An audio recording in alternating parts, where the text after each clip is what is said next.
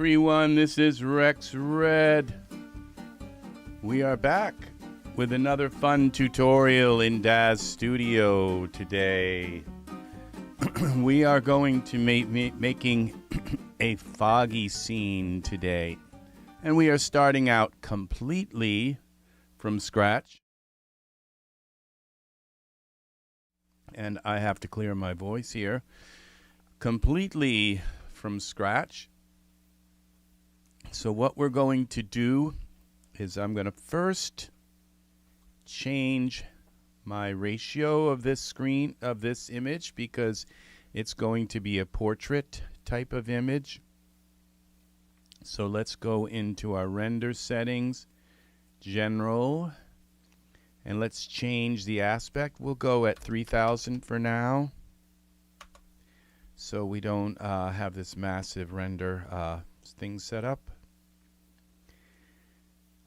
We are at 16 by 9. Let's try picking a custom one here. What's the golden ratio? Okay, now that's too much. So that's by 1.5. Let's see, that would be, the width would be 1. Let's say 1.3.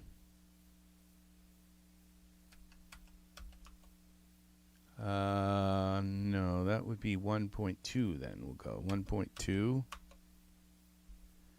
And that, I think maybe 1.1. Yeah. Maybe 1.15. All right, let's go with that. Now, as you notice, I have two windows open here. Things are a little bit different. I'm trying a new setup. I have a bunch of icons here that were not here before.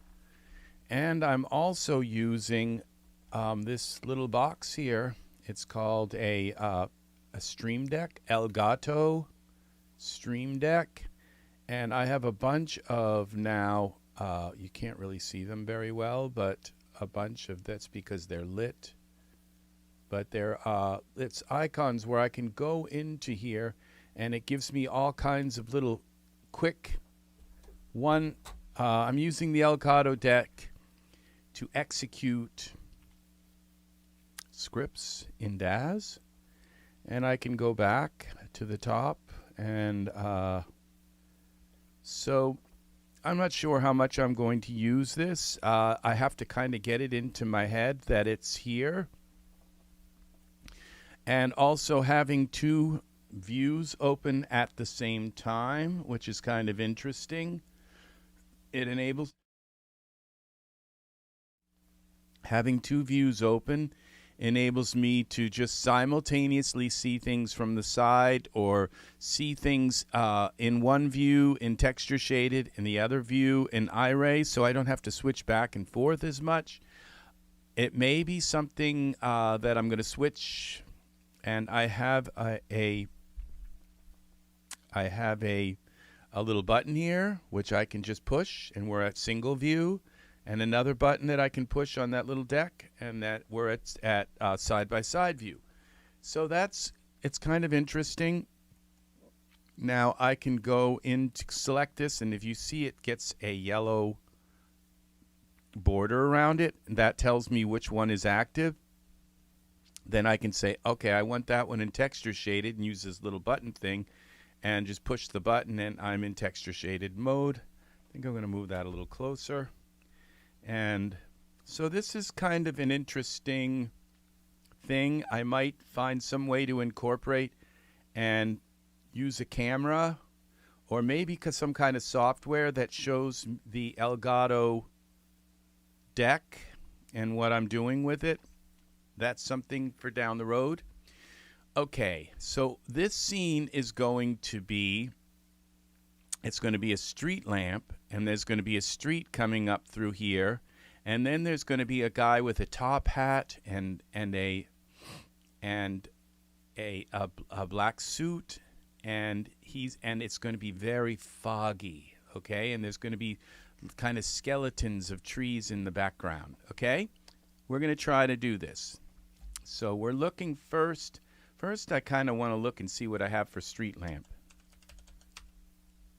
Street, let's go to all files and see what we have here. Pull this over a little bit.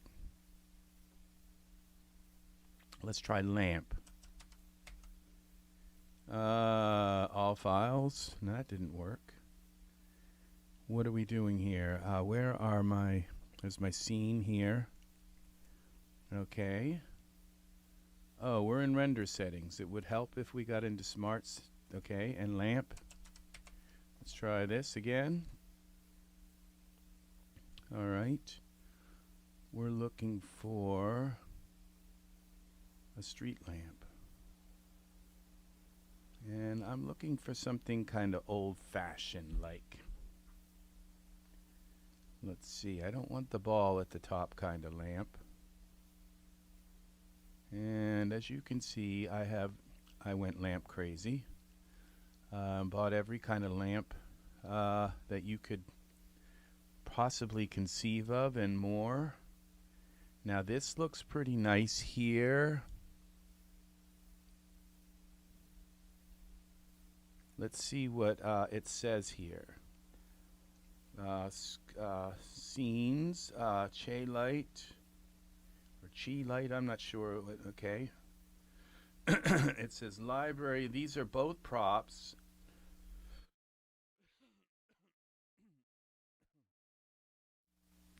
Now the thing about this is one of them I assume is lit and the other is maybe not. I'm not sure exactly. So let's see if it tells me anything down here in the settings. Metadata, scene subset. Okay, it says environments, architecture, and the name of the scene, and the scene, and it says chalight.duff. Okay, .daz. Okay, I tend to think that the .daz might be better. So let's see. Look at this now. See, now this whole thing that we have here going on is kind of interesting, you see, because now we have our scene in Iray and we have our scene in... And I do not see any light coming from the lights right now. But if we go back here to this, and here is our light. Where is our light?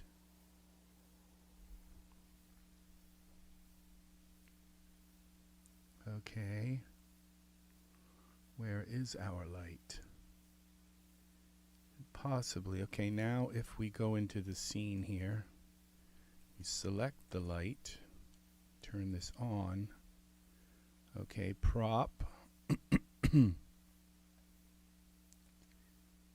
Okay, this would be in light, materials. Okay. Okay, materials. DS, and one is Duff. Let's try this on and see what happens. Okay, I think the Duff looks best.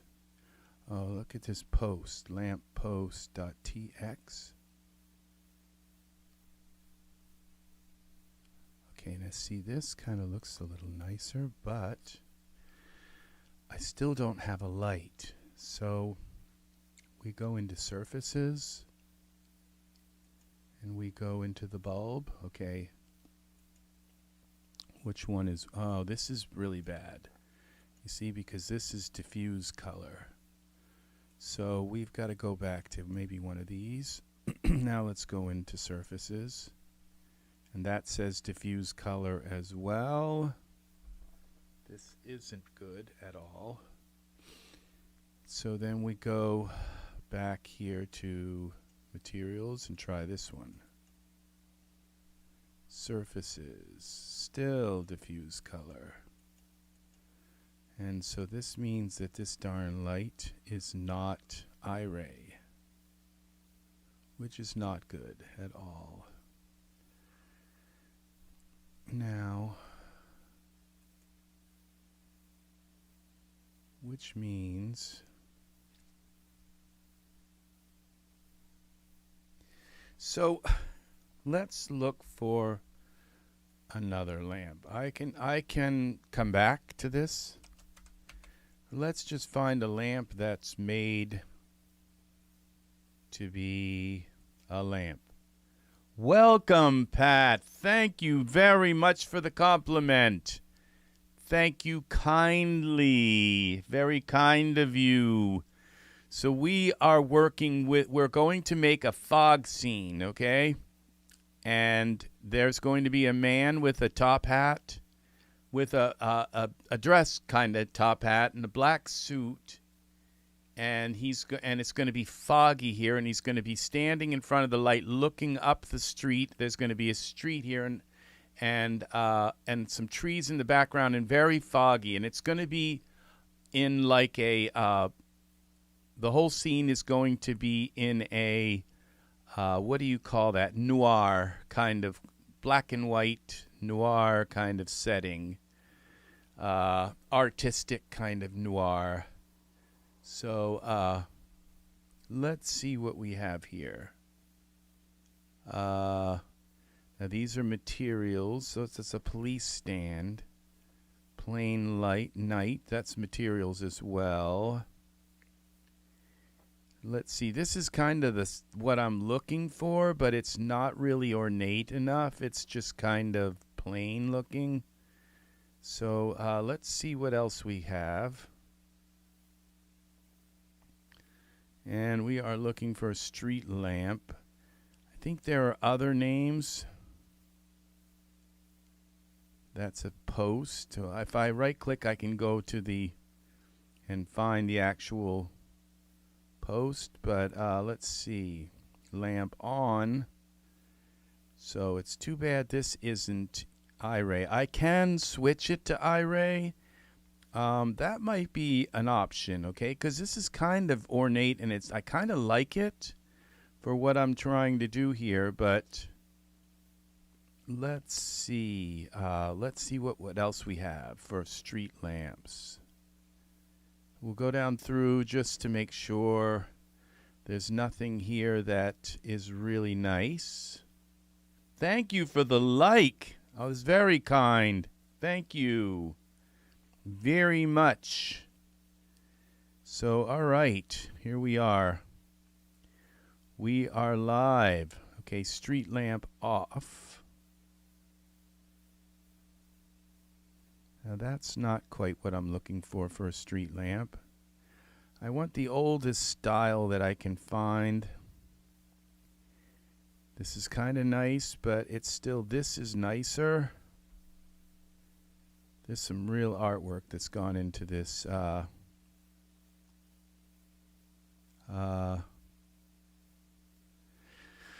All right, so what I'm going to do is I'm going to try and convert this into, I'm glad we did this first, because then I don't have to worry about other items in the scene. We are looking for a program called 3DEL. Now, see, that's the thing with Daz Studio, is you have to learn to find things. And the way you learn to find things is you pick some kind of way to identify it, okay? And the way to identify things is usually by a little teeny word. Now, you see this has, in the name of it, has 3DEL. And nothing, the only thing that has 3DEL in the title of 10,000 things that I own are these two things, the umbrella and this 3D light converter, okay? So I'm going to select this. I have it selected, and then I'm going to go into utilities, and I'm going to run this script, and then I'm going to scan the scene, and it's going to find the light bulb, and the globe, the glass. All right, and so I'm going to say click. So it scanned the scene, and it found everything that might be 3D light, and I say click find matches, and it finds these matches. I don't know where it gets them from, okay, but it finds these matches, and I believe it uses the same maps from the 3D light and just converts them and puts them. So you could click apply preset, and let's hope accept, and now this looks like crap. This is our Iray, and we've lost. Oh, it's because I think in our shaders, it's got something turned up. The ambience or something is turned up. This is absolutely just, it's horrifying having to work with this. So, what would that be? That might be the diffuse. All right, let's go back into the surfaces. We select this light, go into the editor. Now it says base color, and we have now our base color there, but it's just completely blown out. So what we do is, now this would be for the light itself. Let's add a translucency map. Let's just bring this up. No, it wouldn't be it would be the base color.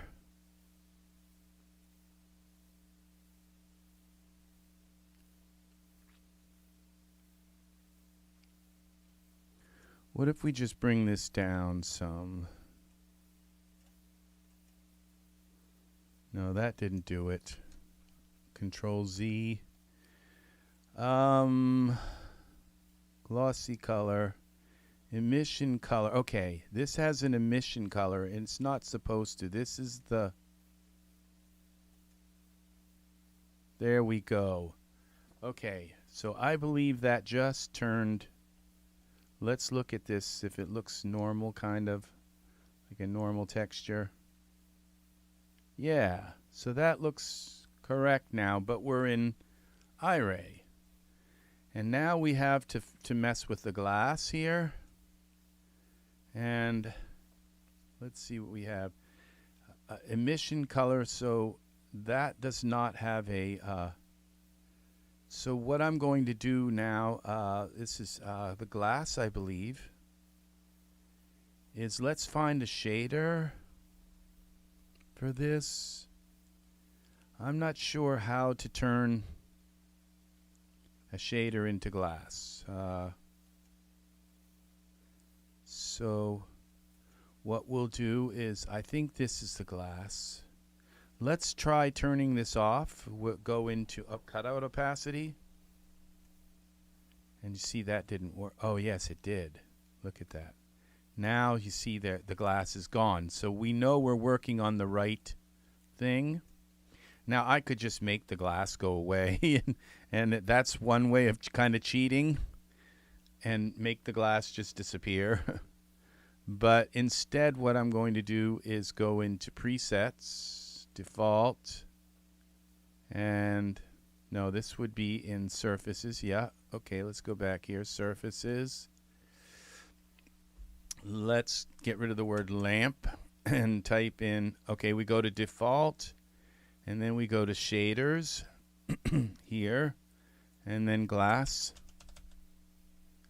Glass, not glass. All right, glass. All right. That's funny. Let's try this one. Okay, we have glass. That's all we needed was glass, so that they, well, maybe we'll find some kind of glass that does something even funky with it. But we just wanted the lampshade to have its actual texture and to have the glass. And at this point, we probably have an emission on that. We can change the. It's not going to matter if I make the light warmer or colder coming out of the lamp, because this is all going to be in black and white. Okay, so we're not going to worry about warmth of the scene until we put the black and white thing on here. Acrylic glass, crown glass. Let's see. That seems to have a little bit more sparkle. Flint glass. Crystal. You see, now that has a little bit of a kind of refraction.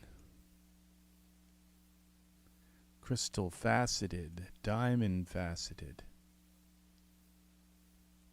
Diamond smooth. All right. I'm not sure that I really like that effect. So let's go down through. I've got a good number of little glass settings. Not many, and some of them I don't think show up here actually. Flint glass. I kind of don't want the reflections, all these reflections. I just want it to have one there. That works. Okay, we're going to leave it at that well enough alone here. And that's going to be our street lamp. I do have a few more glasses we could go down through, but just for the heck of trying a few. Going through glass. Okay, scratched glass. Ice glass. Glass, that's a little bit textured on the outside. This is... Okay, see, that's doing that refraction thing again, which I didn't want to do, so we'll just undo this, and then we're going to have just... We don't need that kind of refraction thing going on. Okay, so that is our... Now we're going to save this scene as... We'll call it Waiting in the Fog.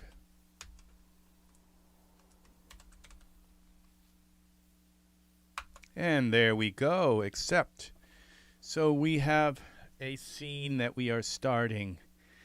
So what we're going to do next is let's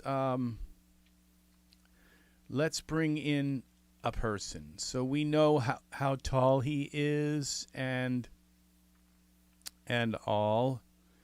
So we will go into a wire shaded mode here for both of these.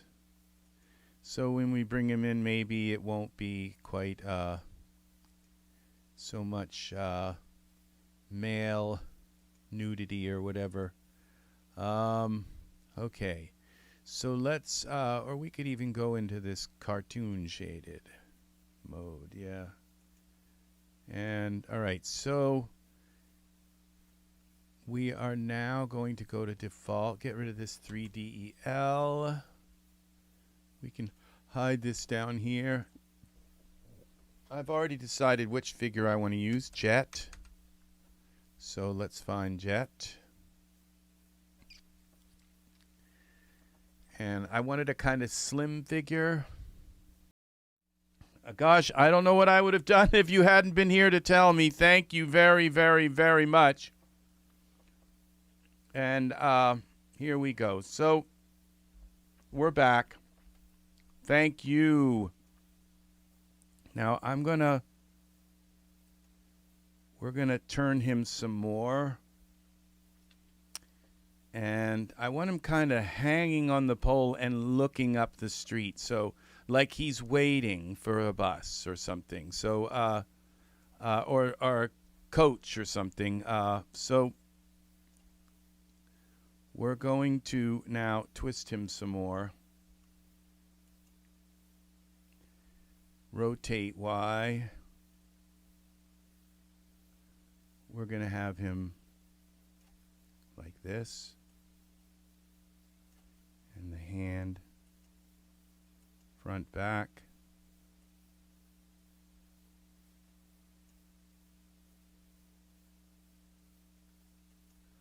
Okay, he's going to be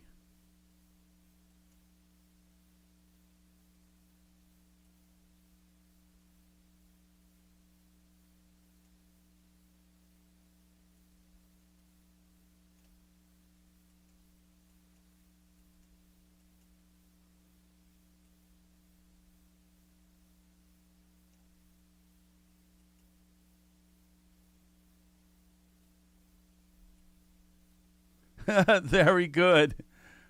Sorry about that. Very sorry. And let's just go back into this pose here thing here and pull on this hand and see if we can get it.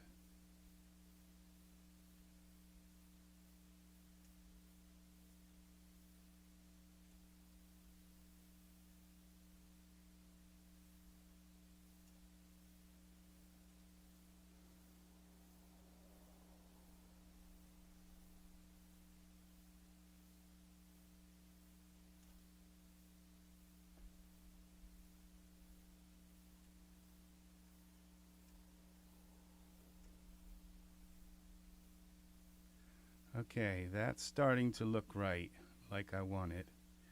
Now we're going to pull him back and over a little bit. Pull this arm in, bend it in. Okay, and let's grab our Genesis 8 guy again. Let's go here. Pull him back a little bit. Over a little bit. This. In.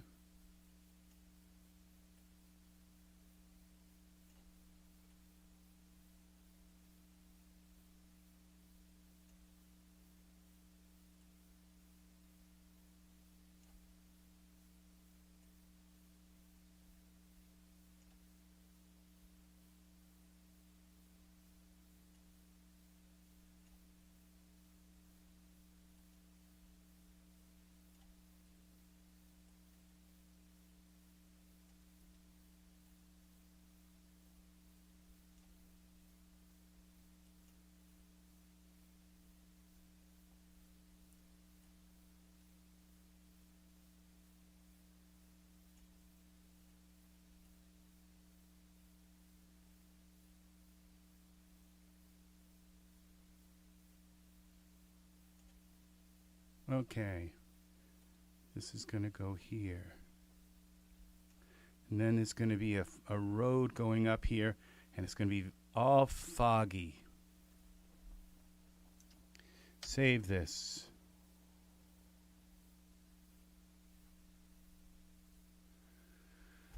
All right, now let's see if we can find a road. I'm going to give him hair, some kind of hair that goes down under here, just to give him some color on his head in the back. But you may not even see it, but we'll see. But I'm not going to. I don't do hair until last, so the hair gets done last because. Okay. Because it's a big hog on the system, and so just always save your hair for last, because you don't want to put the hair in, get it all perfect, and then find out the hair is slowing. You can't move their poses and stuff. So it's just better to save the hair until last. And like when I'm working online, it's nice to put a hat on them or something.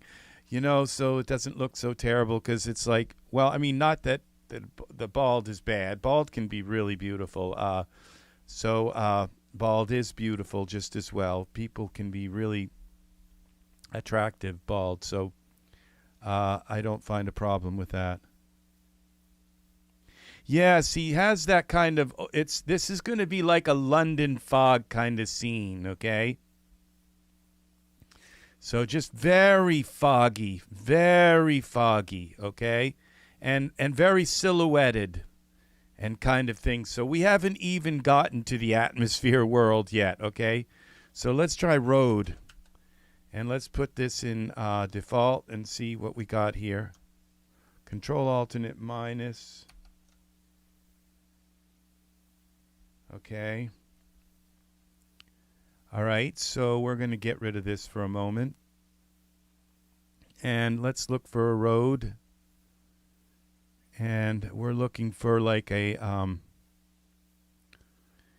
kind of slate roads with big pieces of slate, kind of. Road. All right, let's see what we have for roads. Why all these other things? There's not roads at all, but why they're here, I don't know. Toilet, TV. Okay, this is our road.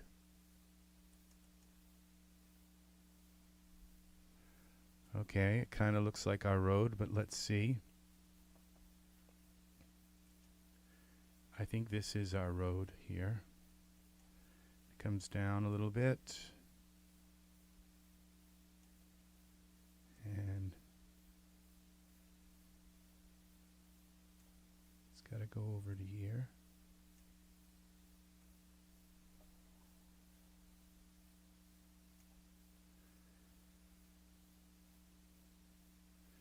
All right. Okay. Let's twist this a little bit. Back here, parameters. Just rotate it a little bit like this.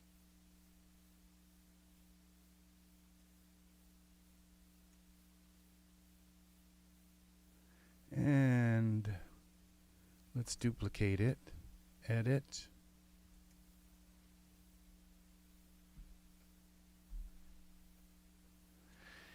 It probably would. I'm looking for a particular. I don't want him to be in a city. I want him outside. Okay. I mean, like in a deserted place. There's only going to be in this scene him, the street light, and the road and fog. Okay. It's going to be like very kind of desolate place. So, it's very, okay. All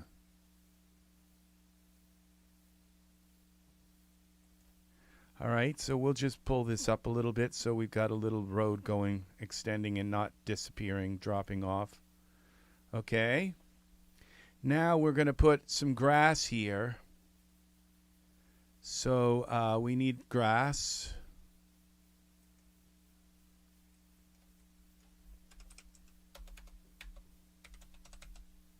Grass.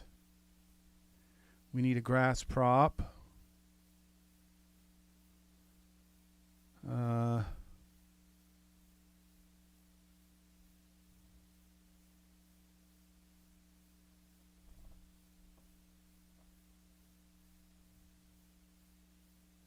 Something I don't have to work too hard on.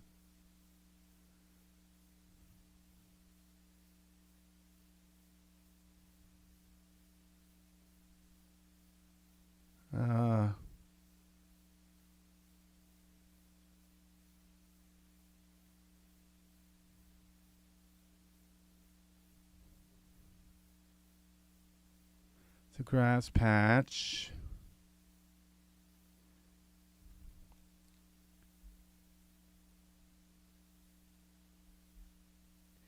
Right.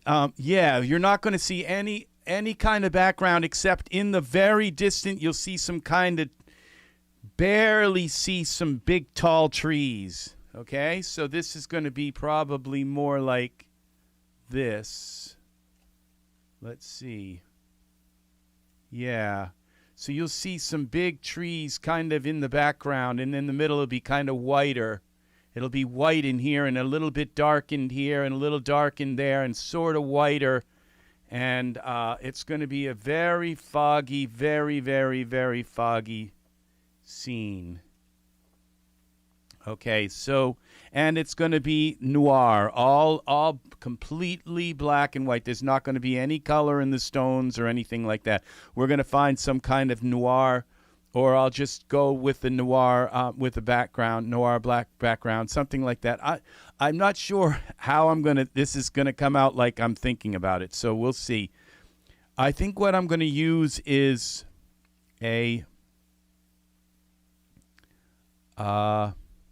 well, I'll look a little bit more here. I'm thinking of using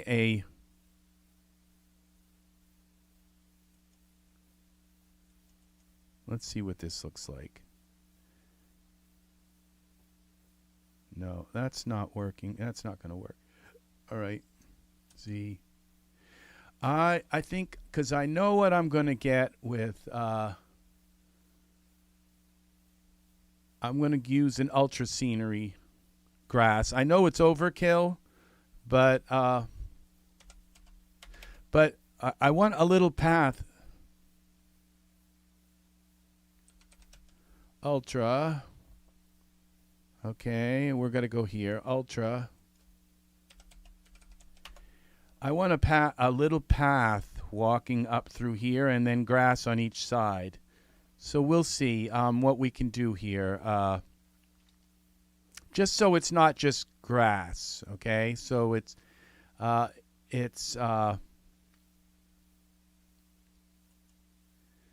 not quite grass. We're going to put these two objects together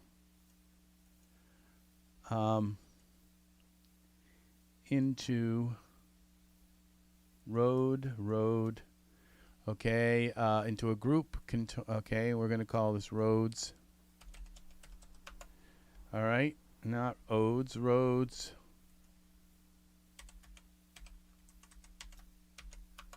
All right, so they're in a group, so I can move them together. We'll move them out a little bit more, like that.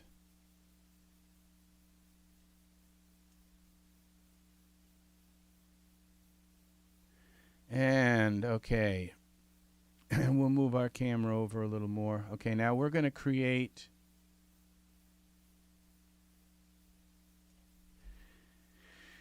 a, save this. We're going to create a camera. Okay, create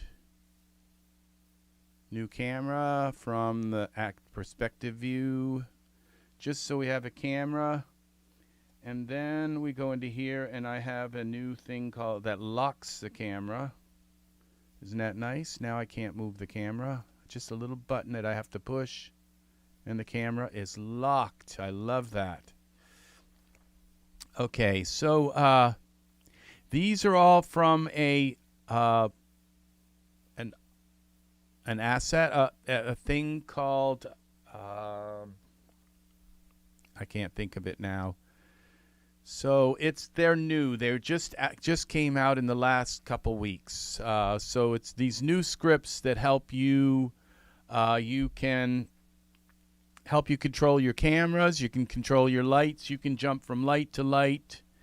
And I'm going to need an up, which brings me up to the next level here. I never even thought of that, but that brings me up as well. All right. So we are here now. We're looking at ultra scenery. Here we go here.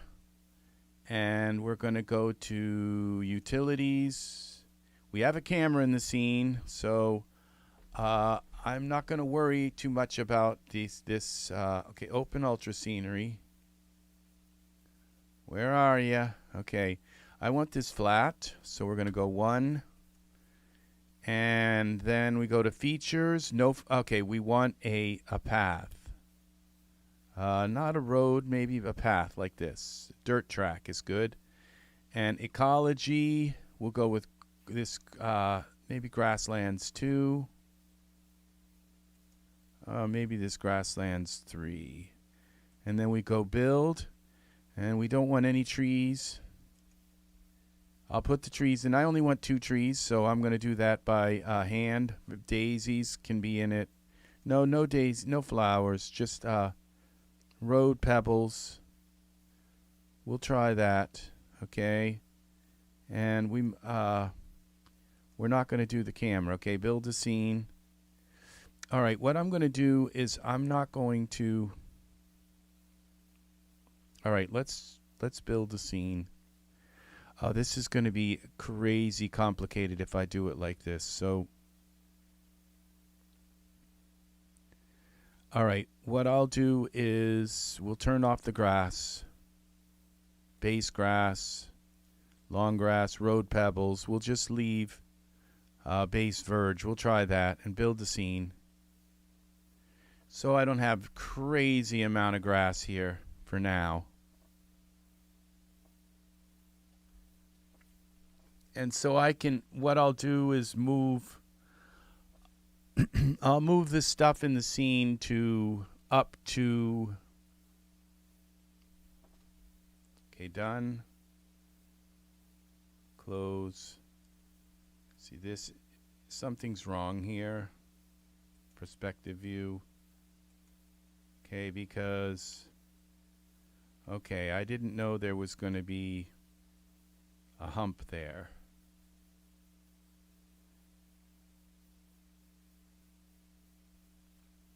I did not expect that on a flat when I called it flat. So let's go back to ultra scenery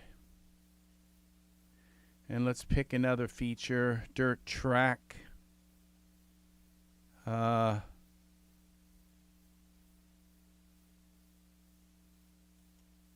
Okay, this one looks flat, but it has something along the side. With a white painted fence, we don't want, with a rustic unpainted fence, okay, we don't want that either. This isn't working, okay. Road.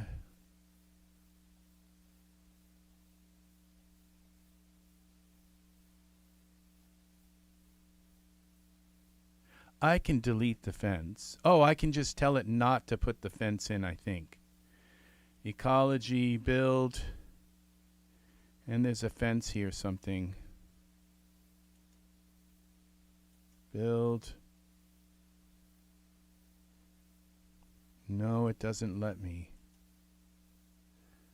Okay, let's go back up to the top here.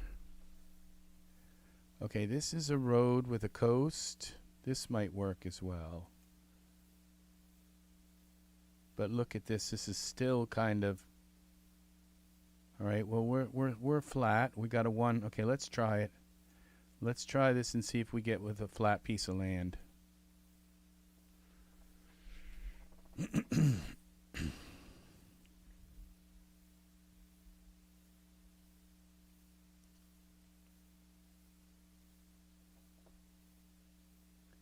Yeah, this is going to be so foggy that you're not going to be able to see more than like 10 feet ahead of him. And the trees are only going to be kind of like barely, you'll see like a kind of like spider web kind of coming through the fog kind of the tree thing. The branches just barely branches there.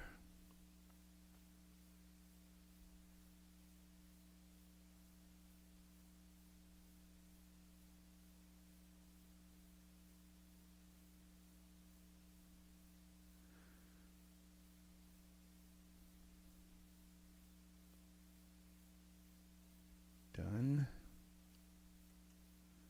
All right, what have we got here? This is flat as can be. This is exactly what I want. All right, so we have now, so what I do is go down to my roads here and we move the road. Okay, we got to put everything together. We got to put the roads and Genesis and the light, and we'll put that in a group. The camera, I'll put the camera back in when I'm ready to. So we're going to go here with what am I thinking? I'm looking for a group. Okay. Scene all. Scene, let's call it all for now. Okay, scene all. Now we're going to go over here. We're going to move everything to line up with ultra scenery rather than the other way around. So I can mess with ultra scenery and keep coming back and going back in and mess with it and mess with it. And all right, so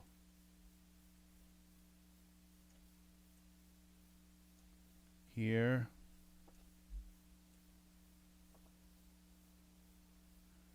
All right, and down through here.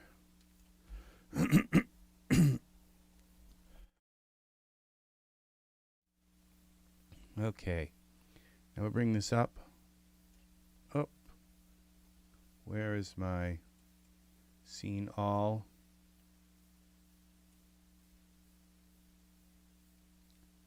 Okay, and we're going to bring it out like this. Rotate it around. Y.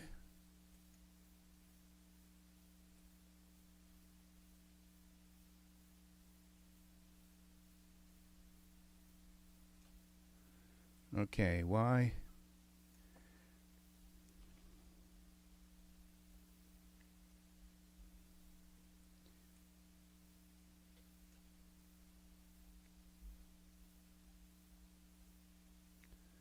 Okay. And we can put it on a little bit of a slant. I don't think it needs the slant. Let's see.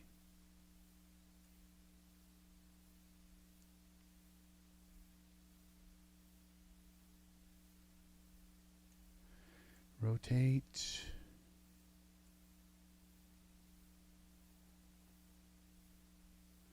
I wish Daz had a nudge feature. They just don't. Let's go here to, oh, well, they do here. Parameters, rotate Y. Back one maybe. Okay. And now it looks like we've got this working to some degree. Let's go, what would X be? Let's go into here. This way. Okay. We're going to leave it like this. And now this is here. Now we'll delete our camera. And we're going to go, we want, what's happened here? Okay, this.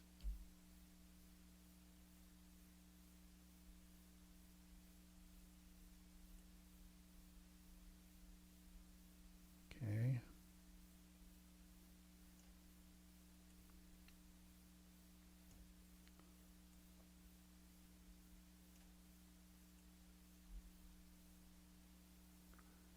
We want that like about there. Now we can put the grass in. Okay, create a camera. New camera, copy to here. See, now I can, if I don't move the ultra scenery, then I can use the ultra scenery. Now, I just kind of wanted a path here and not necessarily a road, but it's okay. Let's take this one little road here, P section, edit, duplicate, and now let's bring that up a little further. I don't think we'll be able to see that, but there we go. Save this. Okay. Now we can go back into ultra scenery. We should already have grass here, but I want kind of like, I want this grass to be kind of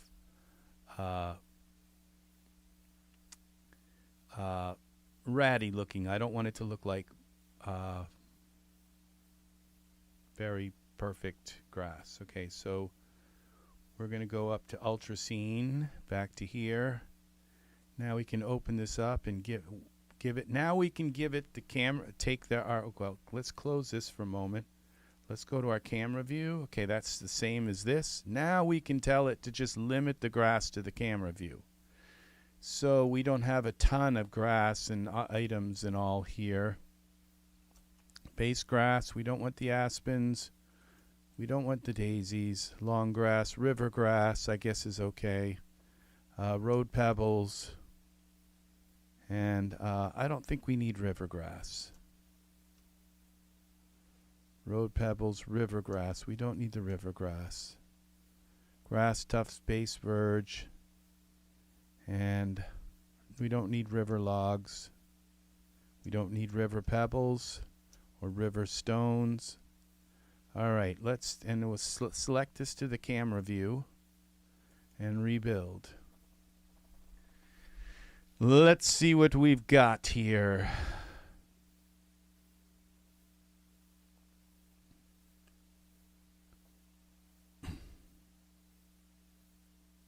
His feet are going right through the cobblestones. I might make those a little small. I don't know what I'm going to do with that yet. So we'll see. And I have to make sure that they are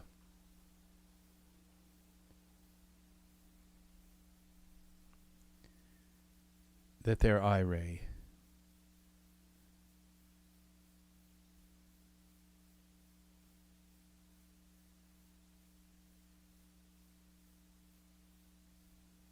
Preparing. Okay, anytime now.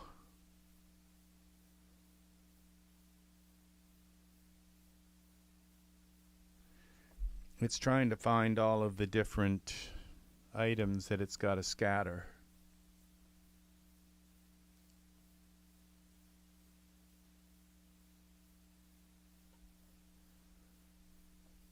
All right, here we go.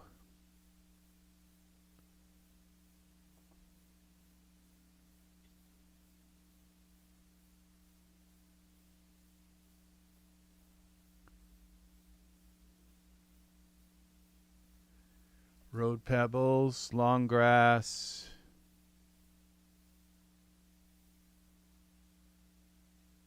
Props. Water. Done. Close. Now let's see what this looks like in Iray.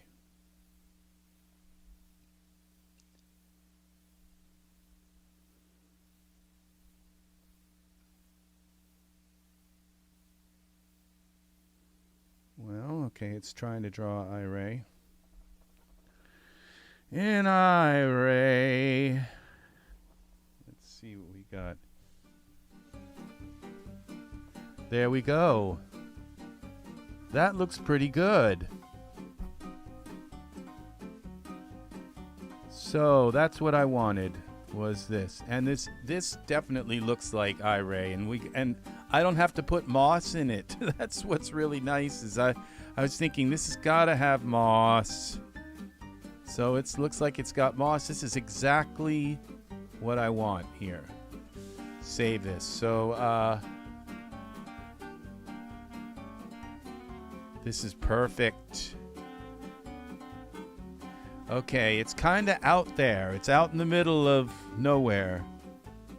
So now let's see about, now what we've got here going on is, I think my camera's putting off a light because I think these are lights, actual lights in the scene, so it shouldn't be putting out a light. I have some kind of HDRI on in here. So now is the time to start messing with the atmosphere, because everything is here. So what I'm going to do is I'm going to save this as waiting in the fog,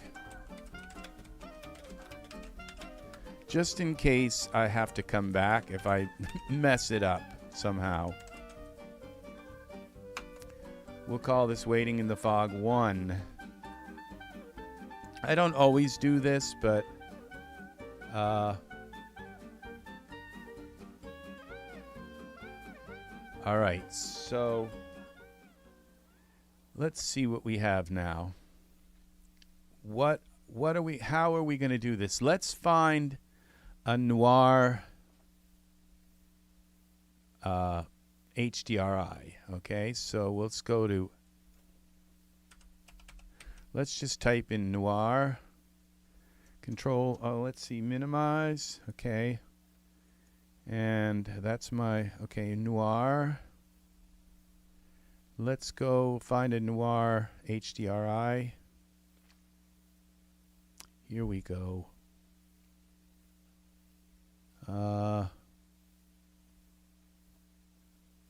Let's make the world black and white first. And these are some of them, but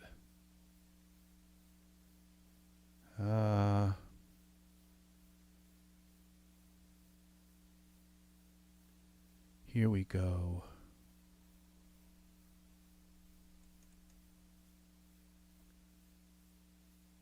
Let's see what this does. Okay, now we got something happening here. And the lights work.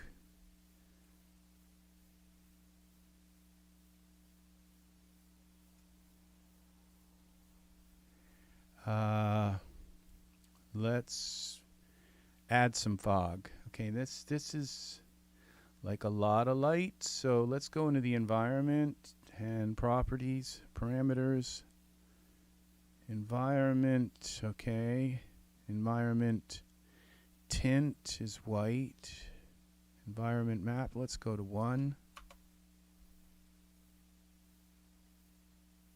Let's go back to 2. Let's add the fog, okay, because we're going to need the fog, and the fog kind of plays off the environment. So let's go to, what's that called? Now I need my keyword. It's VDB. All right, let's take that out of here and go to here, back, get rid of Ultra and replace it with VDB. Props. We're going to go with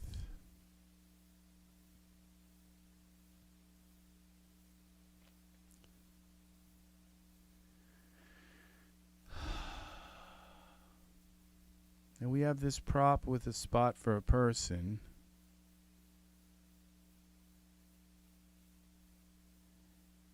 And let's try just the fluffy fog. Now it's not going to be in the right place because I moved everything out of center. So we have to go and find our, so we're going to take this camera and lock it again. Go back to the camera, lock the camera, make sure it's locked. Oh, I love that. One button and the camera's locked. Okay, so now we go here to perspective view.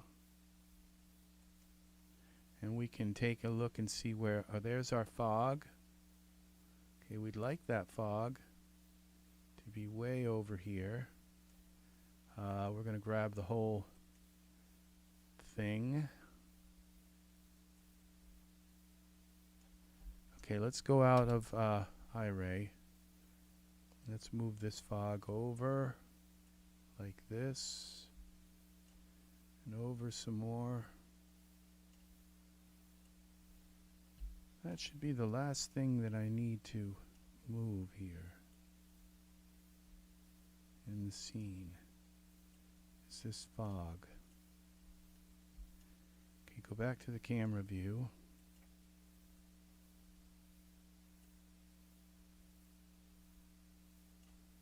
Okay, let's see what this does.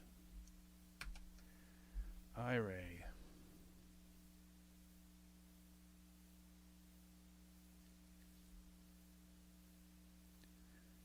That's a small kind of thing of fog. I may need it larger than that.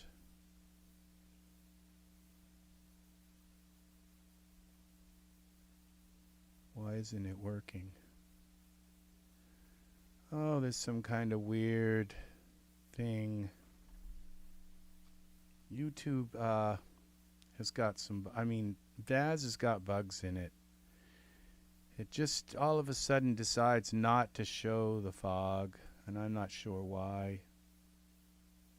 See, it just shows it in layers, and it might be because I have like dual graphics cards, I don't know.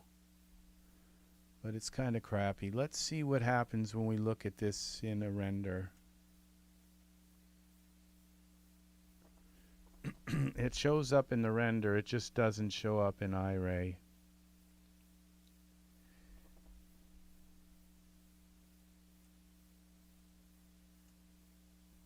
I'm wondering what I need to scale. If I need to scale, this isn't enough fog, and so I'm wondering if I should use the Poof instead of that. A fog basin. We have also a fog wall.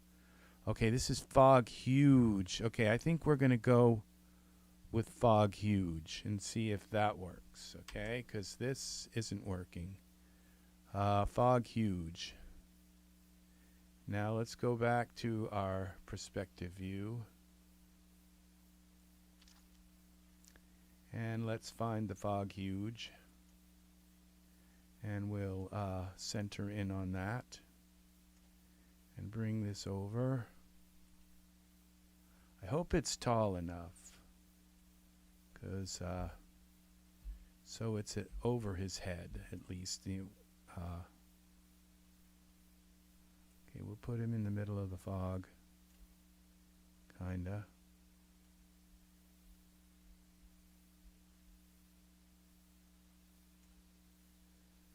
That looks like it is going to be tall enough. Let's go back to our camera view, which isn't going to show us. All right, but it looks like it's going up over the head, overhead. So this looks like it's trying to work. I may have to turn it up, but I think we're getting some results here. Okay. Let's see what this looks like. Whoa, now that's the first one, but then it clears up. So this, okay. Oh, it's, all right. So I think we're going to have to turn the density way up. So let's see what we have here.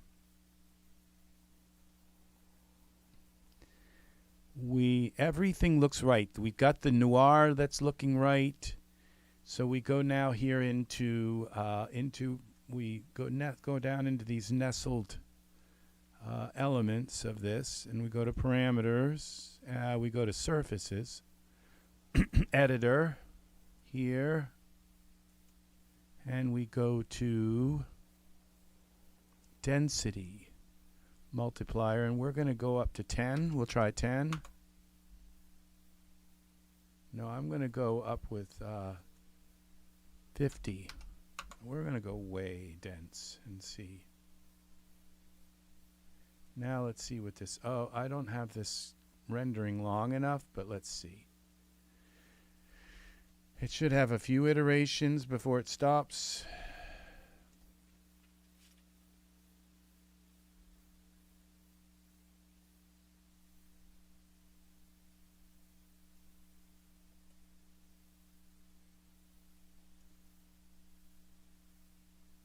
Now that is not supposed to be that low in density. Something's wrong here. But let's keep trying at this. The density.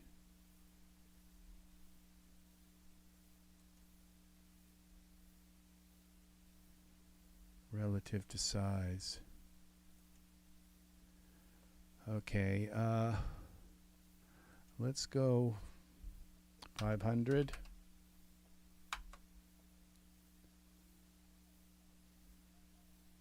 Viewport opacity, strength, smooth. All right, let's go here into render settings, into render settings. Where is it? Let's get rid of lamp. Editor, progressive renders. Let's go to maximum time. Take the render quality off. And now let's save this again.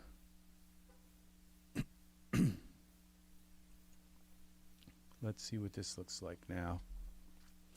I think what'll happen is the fog will, because I have like a lot of light coming in and blowing the grass up and kind of there's a lot of light in the scene. I think the fog will slow that light down and also filter that light, so there won't be as much light. So this may be what we need. I'm not sure. Let's see. Okay. Okay, this isn't doing what it's supposed to do. Not at all. Let's try this other option. Cancel. We have another option here called density relative to size. Let's try that now and see if that works.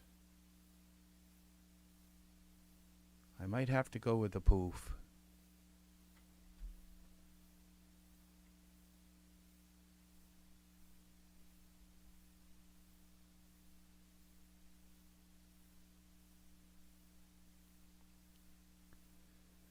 Let's see what we've got. Where's our... No, that didn't work either.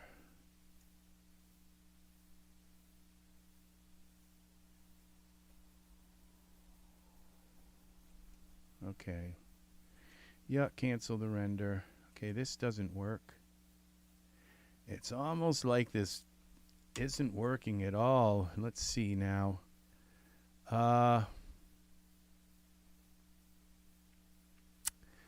Go back to smart content. Let's try the Poof. I've had good luck with the Poof. Poof. All right, let's go to back up over here. Back to here. Now, what are we going to go to? Texture shaded mode. And we are going to go back to perspective mode. Here. There's our Poof. Let's move that over here. Here. And back here like that. Up a little bit. And maybe a little bit more this way. Back to the camera view. Let's see what this looks like in Iray. Poof.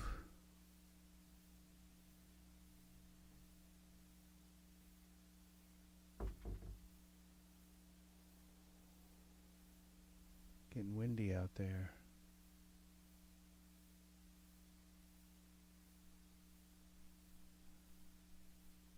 Oh, this is looking like what I want. Okay, let's see. That is what I want right there.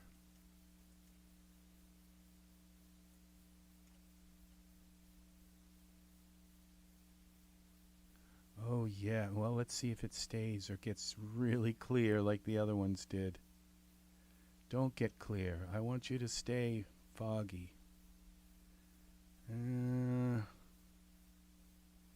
Let's see if I can... It's almost like it just disappears on me. All right, let's cancel this. Now let's see what happens when we bring this up in density.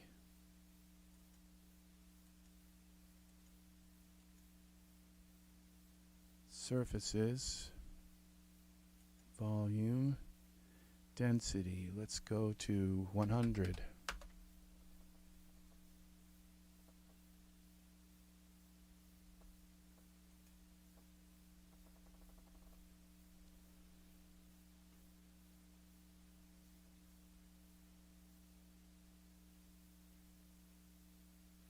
I wonder if this would work if I turn my computer to help render it.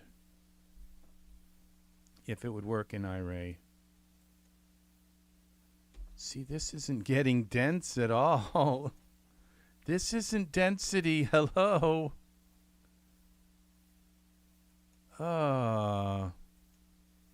This is so disappointing. Absorption multiplier. Let's see. Scattering, absorption offset.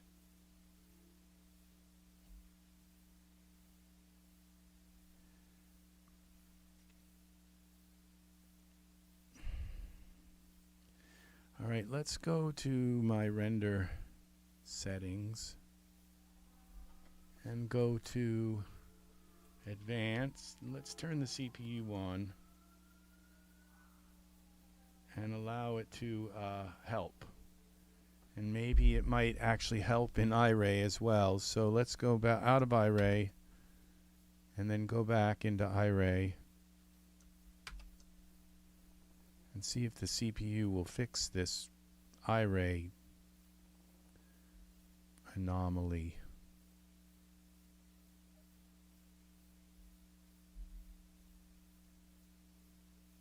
Please fix it.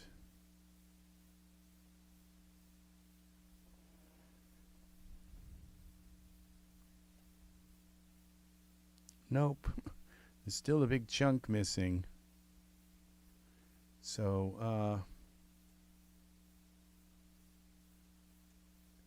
the camera's locked.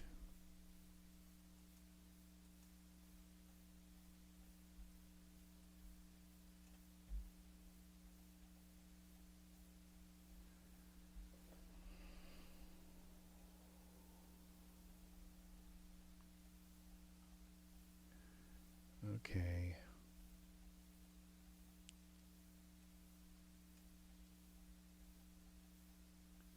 They've just put out a new version of Daz, the Daz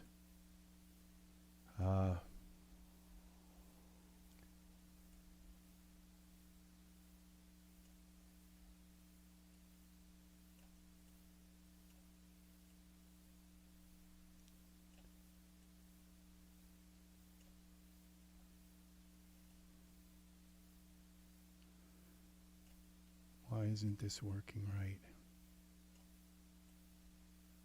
Okay.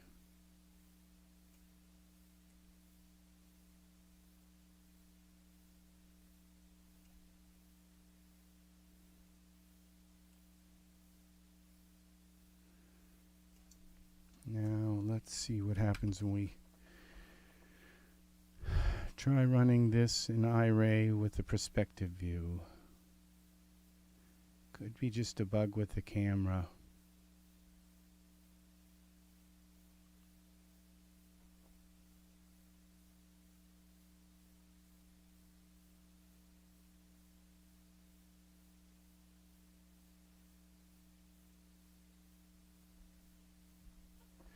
Okay, let's try this again. Control 0. Iray. Put it in Iray for me, please.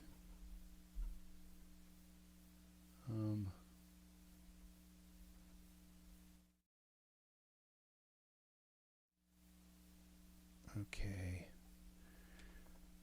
Anytime now, Iray.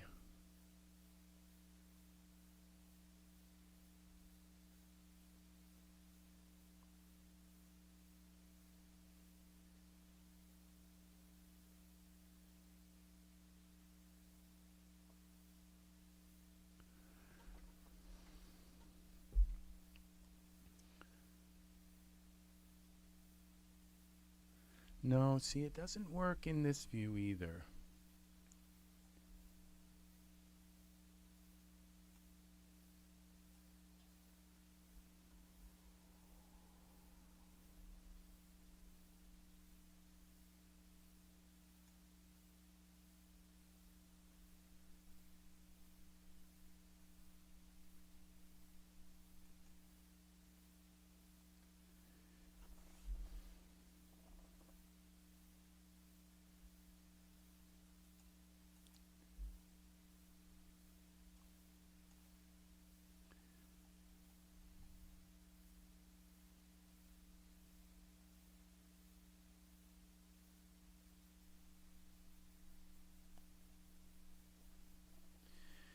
So,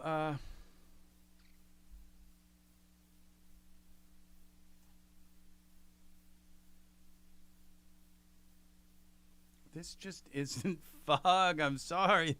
This isn't fog. All right. His hat doesn't look like it's black. And it looks like, okay. It's because the fog isn't like responding. It's not like working in the scene, and so it looks like his hat is just in a plain scene with no fog.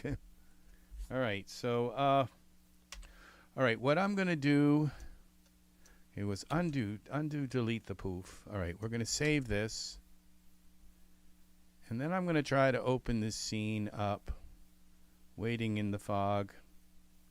Let's just open up the other Daz right now. This is the new beta.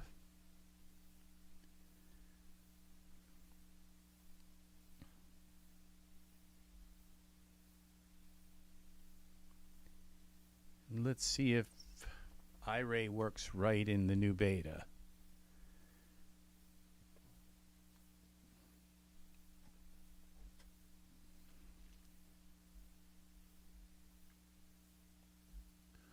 File, open. No. Where is this? Okay, this isn't even my Daz collection here. My Daz.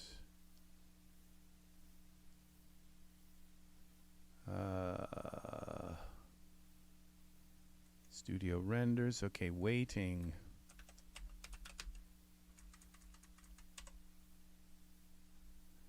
Here we go.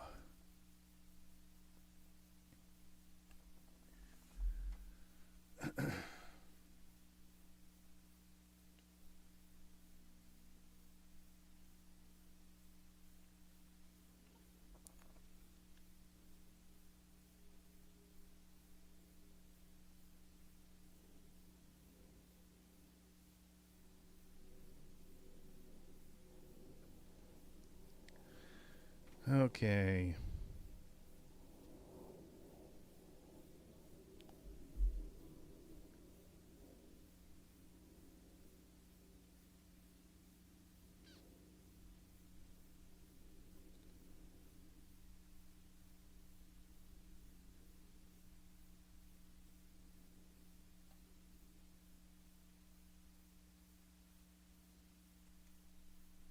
Let's close this for a minute. All right, let's look through the camera. And we're in Iray. We're going to find out if this is going to show up in Iray or not. Sometimes that anomaly will go away by just closing Daz and reopening it again. So I can't say, well, I'd say there's some fog there now. So that's one good thing, I guess, is that there's fog that's working. All right. So we go here to surfaces. Here. We bring the multiplier down to 10 again. Wow. See, now this is starting to look like what I want here. Okay.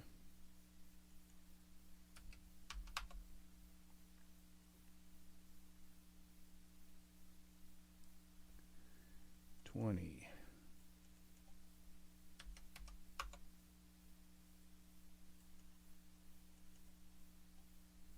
$20.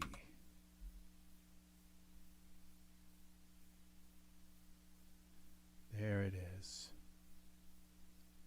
There's my scene. Okay, we just go Control S. Why? Okay. File, save as, scene. Waiting in the fog 2, we'll call this. call this put a beta after it so we know it was created in the beta. There it is.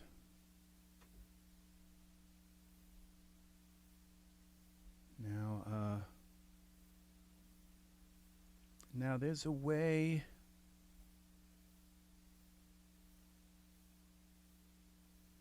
to make the fog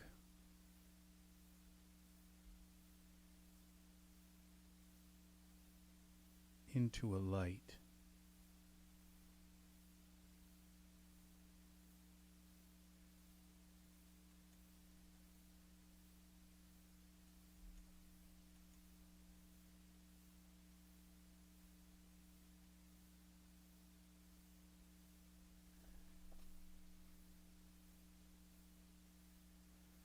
Okay, that did something.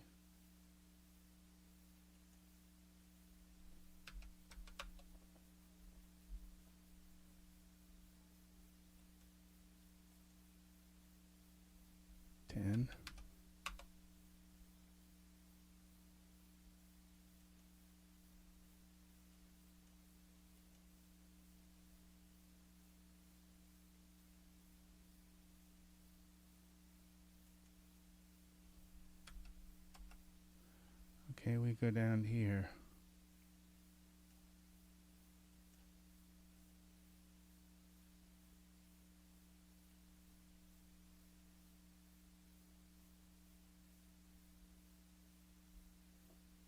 There we go. And then we need our trees in the background. Okay, so let's go to this texture shaded mode and smart content, default, go to file, trees.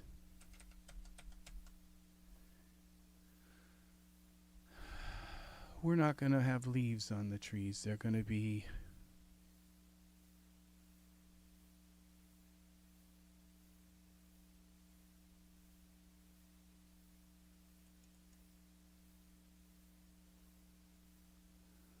okay. Now let's go to our perspective view. Let's grab this tree and make sure this tree is. Let's select the tree and make sure that it's surfaces. No, it is not Iray.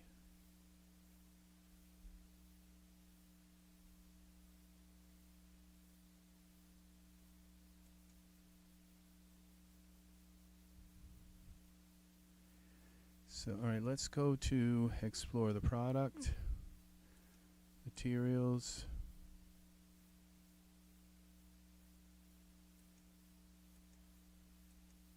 Iray.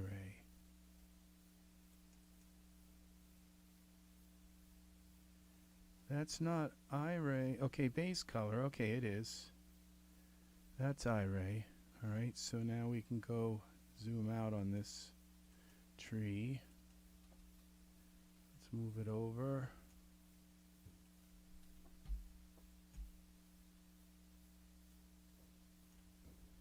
Okay. And back. Let's go to the camera view. Back some more. Let's see.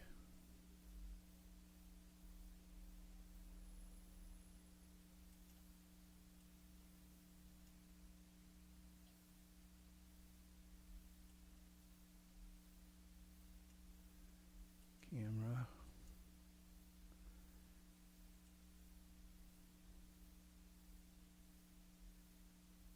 Okay, let's see what this looks like.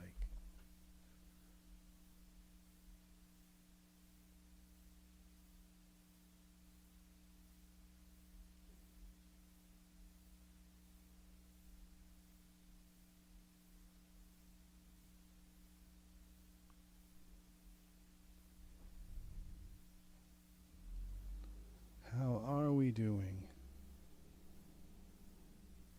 we've got the problem again with the Iray. It's not like working. The VDBs aren't working. They're probably not gonna show up in here, and I don't know what I have for settings.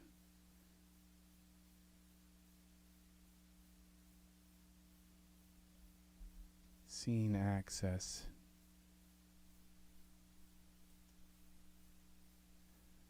All right, let's see what this is. Oh, damn, I just opened up the other. So this isn't working anymore, okay? I don't think the Iray's working. Would you cancel this render? Yes. Cancel. All right, so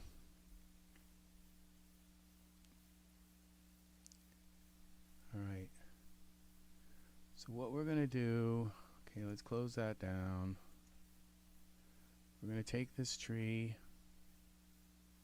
The tree, where's our tree? Edit. Duplicate. Okay, and we're going to just take this tree here.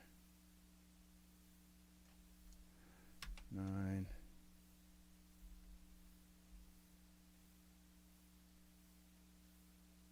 Okay.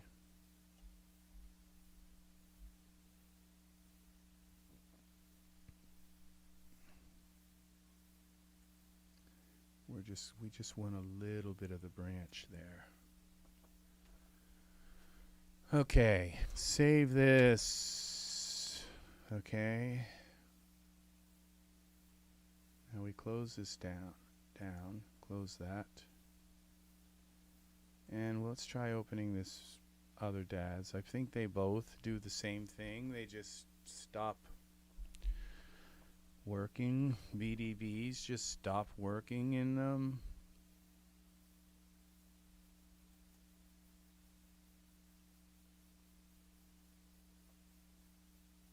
So let's see.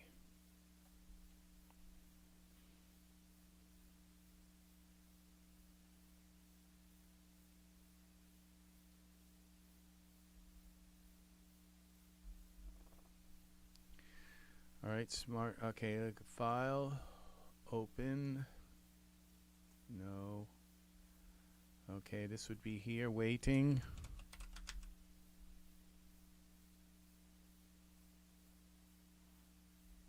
Why are you searching in Studio? Okay, I think I took it to a different place. Here it is. Waiting. 2. All right, let's see what we've got. See if this works.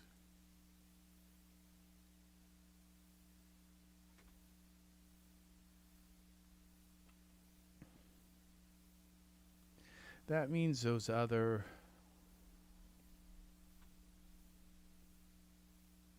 fogs might have been worked just as well.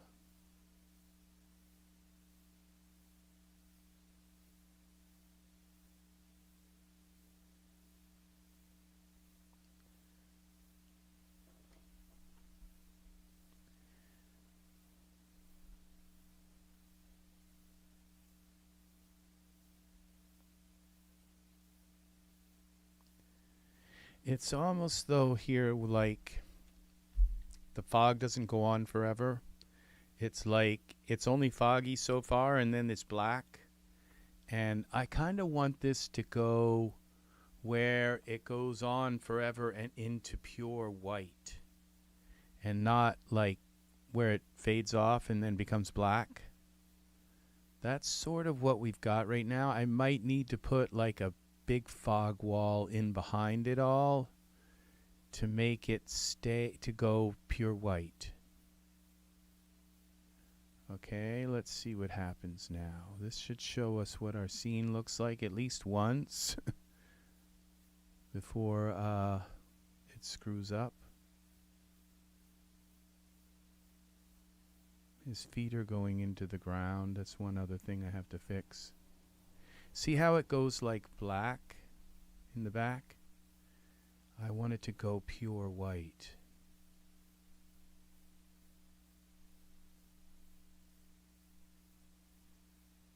That might be because I don't have an HDRI turned on. Environment, parameters.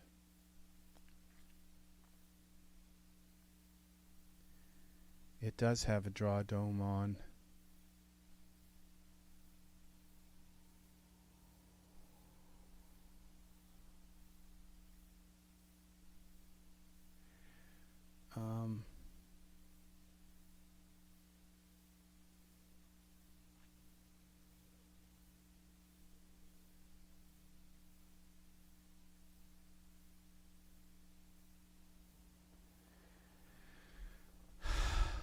Okay, I think I have to make the environment completely black.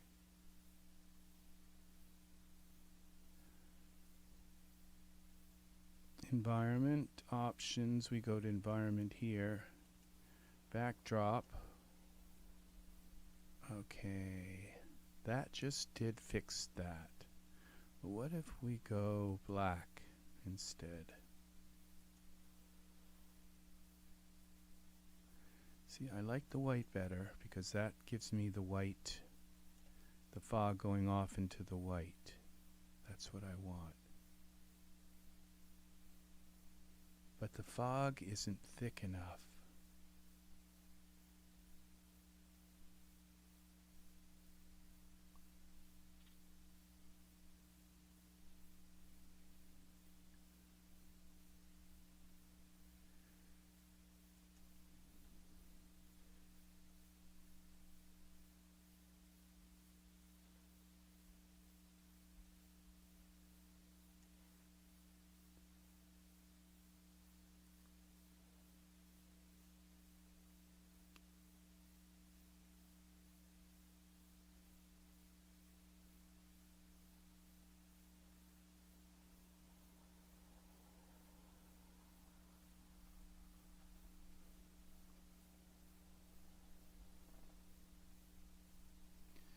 See, I think if I go back into texture shaded and then come back to Iray, it's not going to work again. So I think that's what happens. You go into texture shaded and go back to Iray, and it's broken.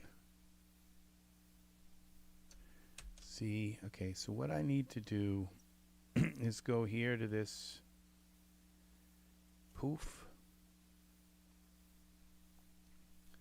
I think what I need to do is duplicate it. Edit, duplicate my Poof.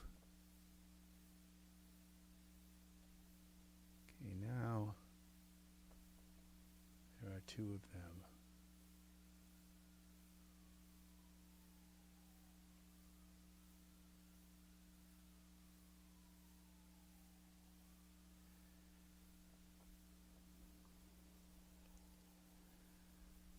All right, I'm going to try to go into texture shaded mode.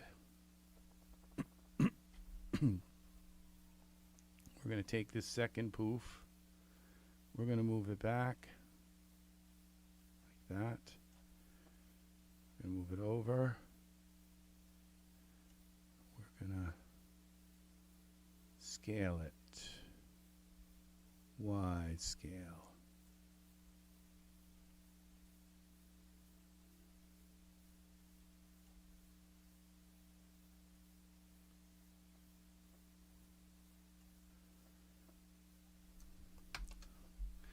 I don't think it's going to go back into Iray again.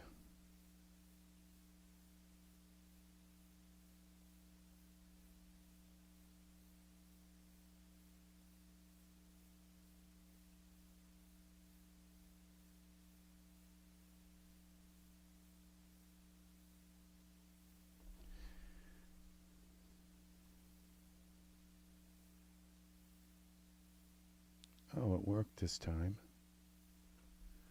Okay, so now this other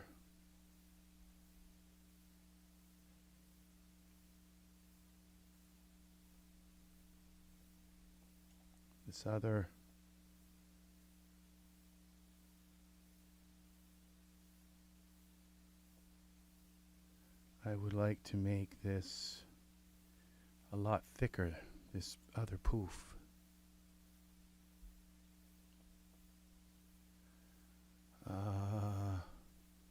Surfaces.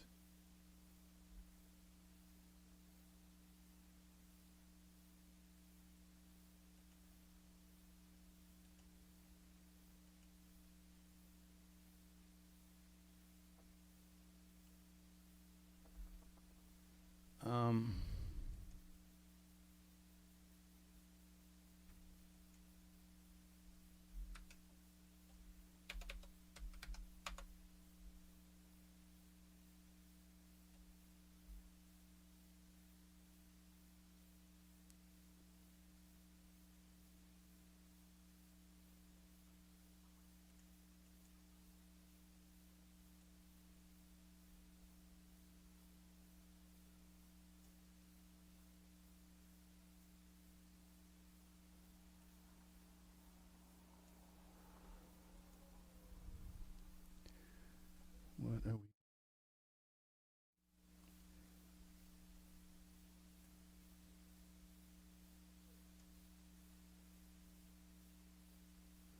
That didn't work. Okay, what I have to do is get another kind of fog here. I think a fog wall might be better. Okay, so we go to here, VDB, default, here, props, where's my fog wall? Here it is.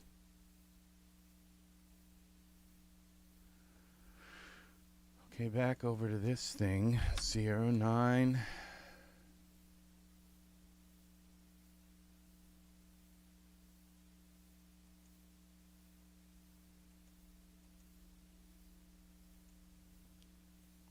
There's my fog wall.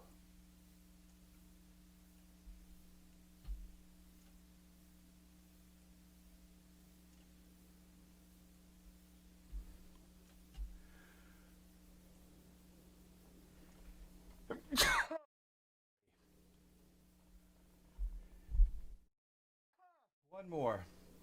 Okay, sneezing time now. Suddenly I'm allergic. All right.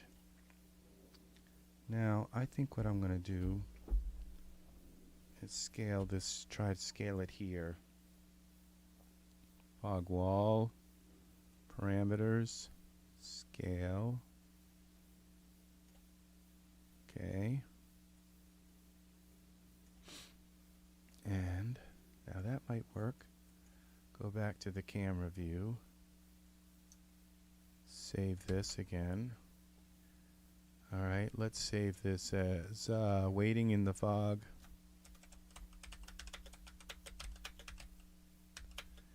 Three would be 3.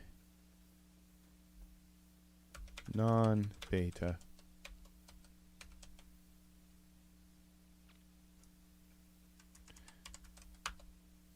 All right, accept. We're getting somewhere. I'm not sure how this is working yet. Exactly. So let's see now. Let's go back to Iray, and we're probably going to have that because I switched to. It seems as though it's associated now with switching back to the perspective view and then back to the camera. So.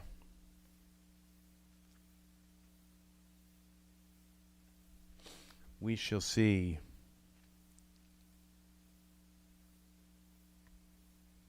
No, it's still working. Okay.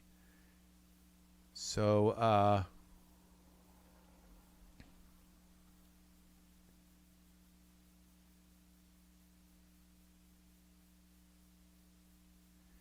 so the fog wall isn't high enough. And I'm not sure. I think the placer is maybe what we do. So we go Y scale.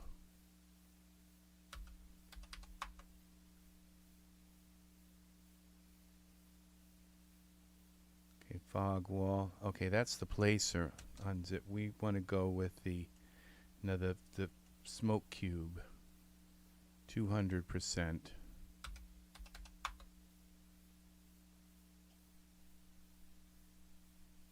Let's go 400%.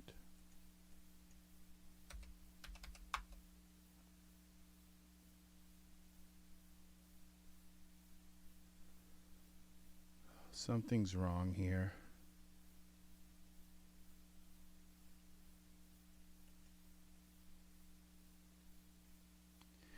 See, what I could do is just, instead of messing with the fog, this fog wall here, I could just take my tree here and lower the opacity so it's more, it's kind of invisible, sorta. Let's see if that works.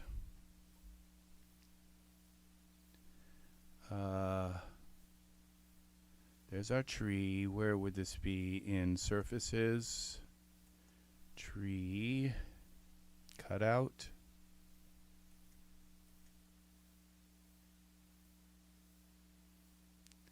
I just want the illusion that there's something buried in the fog. See, this isn't working. Oh, that might be this tree that I have selected. I think. No, it's this one. It's getting. There we go. It's starting to give me that look that I'm just a trace of it. That's all I want, is a very faint trace of the tree.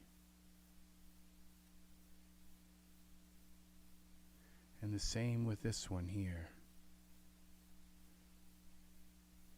Okay, let's go here. Let's go a little bigger with this tree. Parameters. Scale it Y.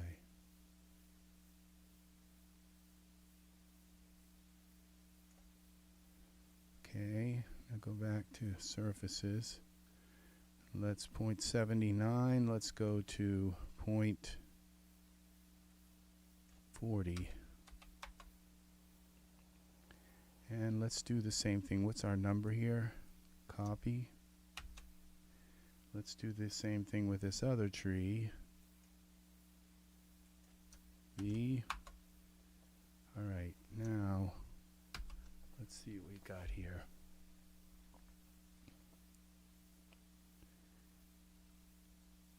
Awesome, awesome. Let's see what we got. What do we have?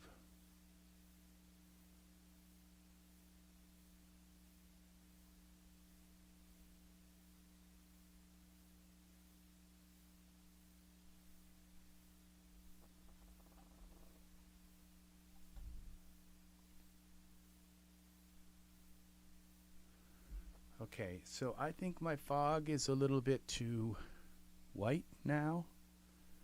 So let's go to the fog here.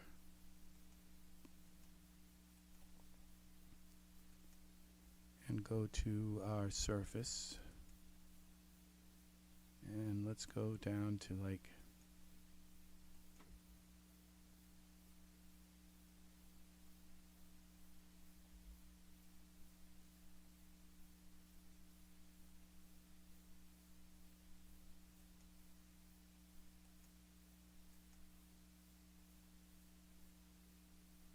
that's not working.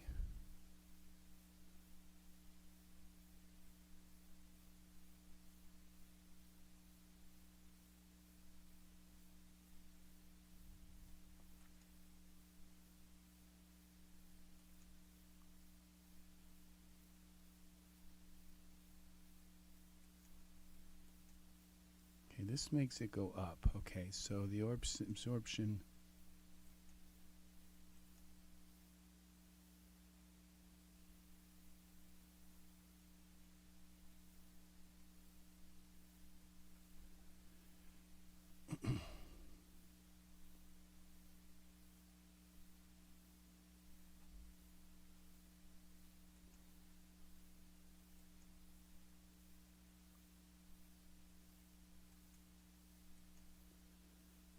like that, and then we do this one like this.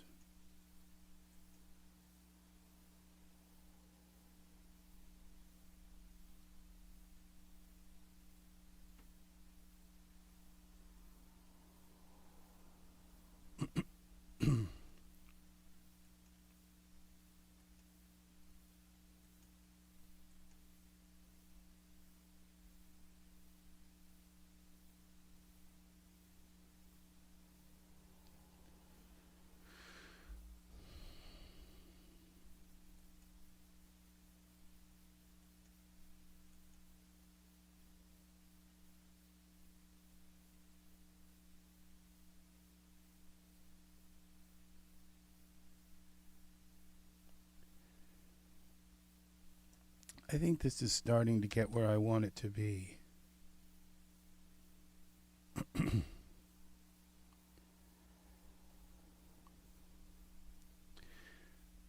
I would think with a little bit of a tone mapping,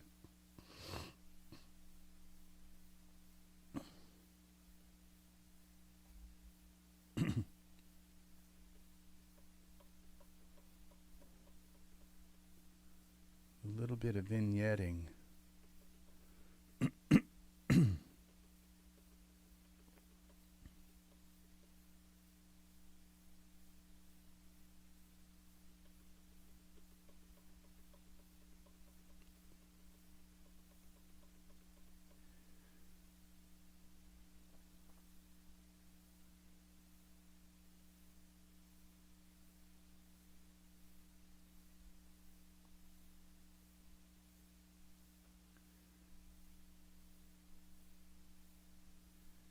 Scene.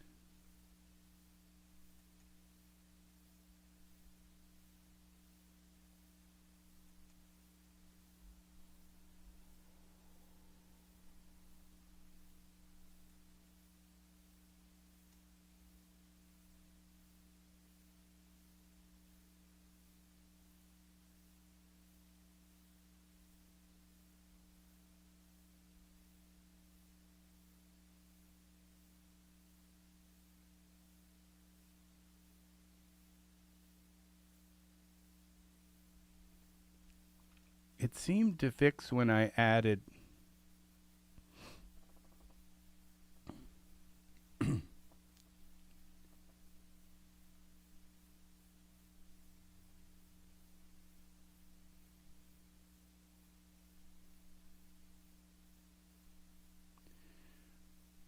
wondering if my camera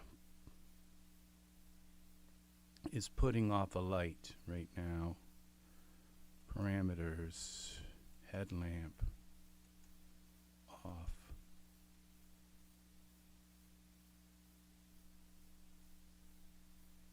Where is the light coming from behind the scene?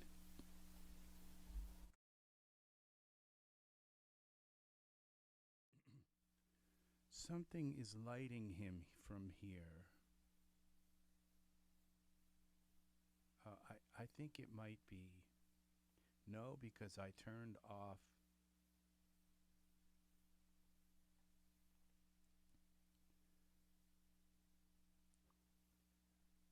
flask, pocket watch. Okay.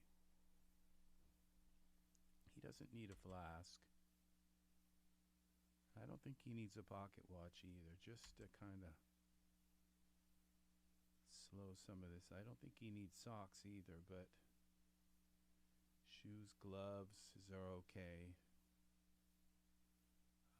What's this Che light? Oh, that's the light there. It's causing a shadow there, so it's putting off light. Road, camera.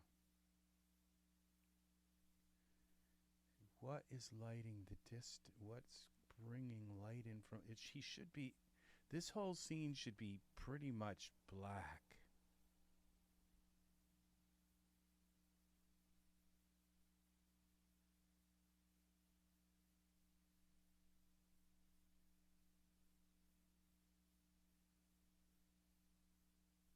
Okay,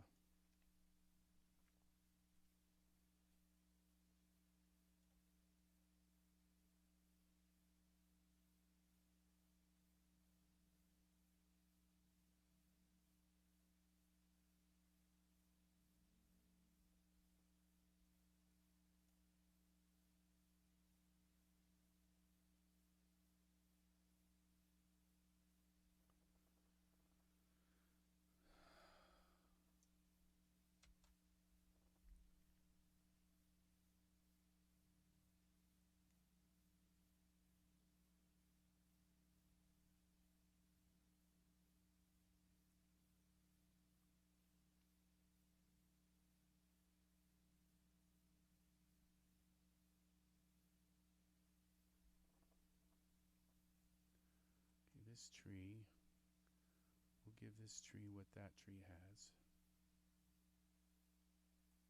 This is tree 2. Surfaces. So you can see the leaves, the stems here as well. Branches, copy. Go here. That'll be the cutout.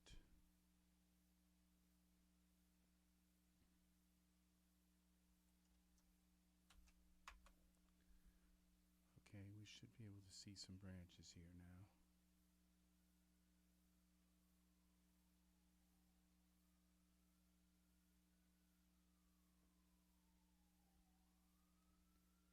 Can't really see them.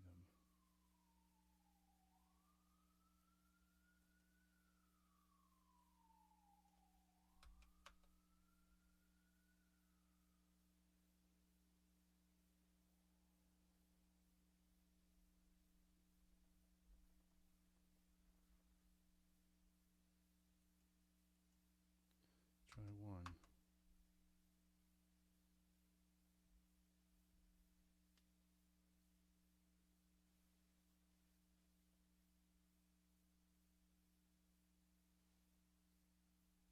Okay, I can see them a little bit. Once everything renders in a little bit.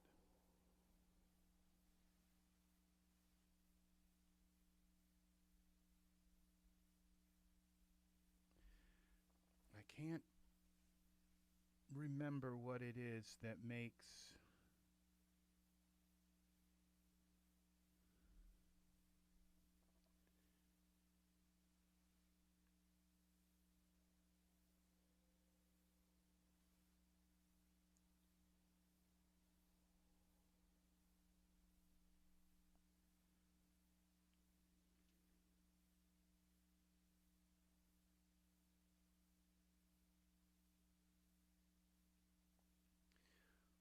a silhouette.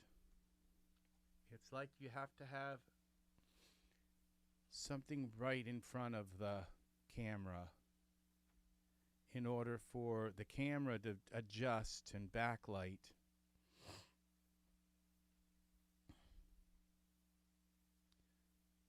Okay, I forgot how to spell silhouette.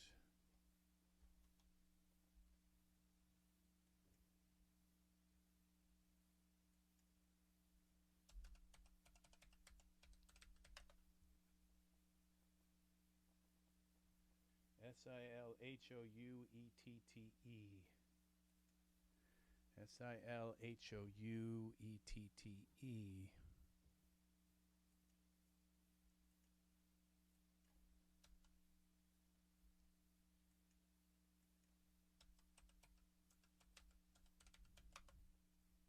Silhouette.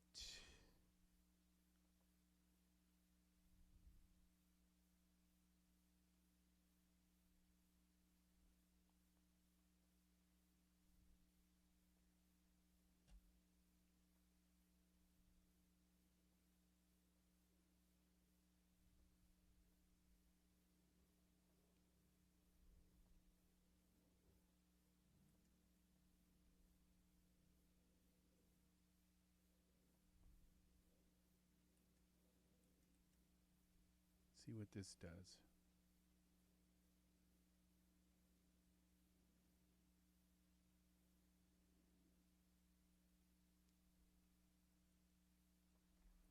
Silhouette background. Well, that didn't work.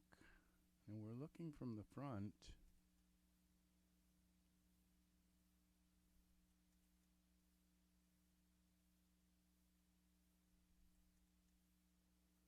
Background D. Now we have color back in our scene. Okay. I think this was the one I liked the most, the best here.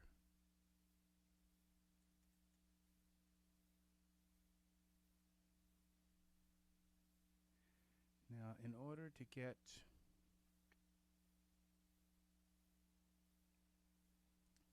was in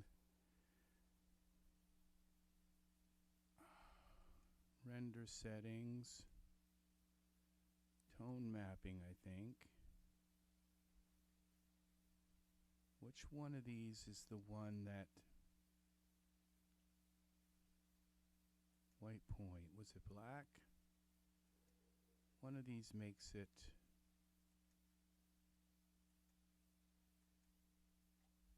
crushed blacks. Is it that one?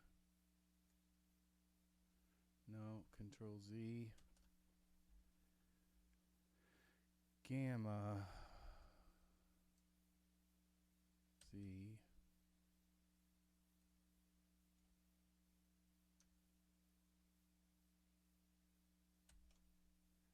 One of these makes it black and white. It's white point.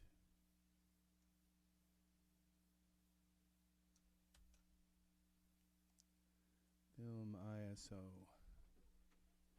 Alright, it's not that one. Oh, I have my mic turned down. I'm sorry.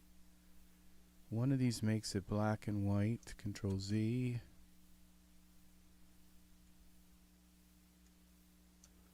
That goes that way both directions.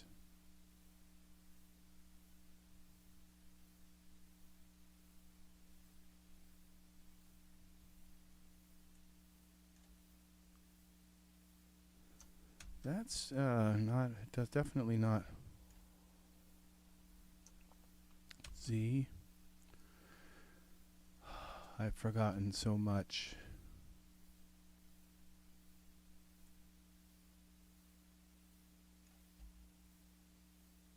Okay.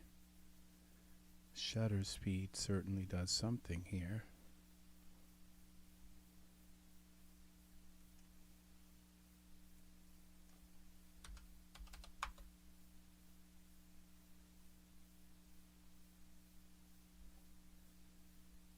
Okay, if we go up to 1,000, we have, no, that's 100.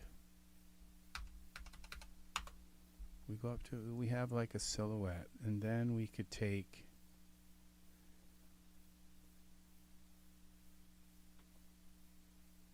and bring our fog up.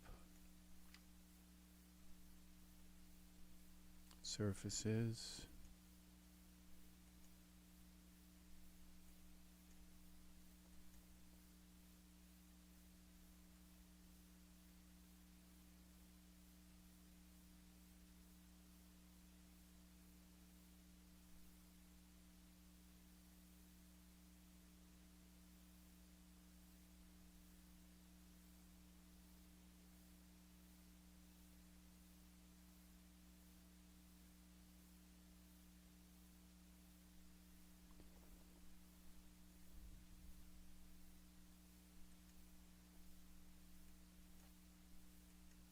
I think that makes it darker. We just make this black.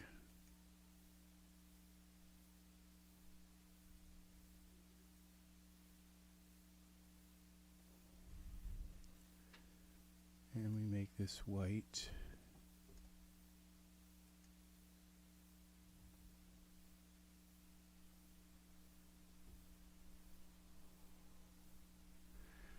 Okay, I've forgotten how to light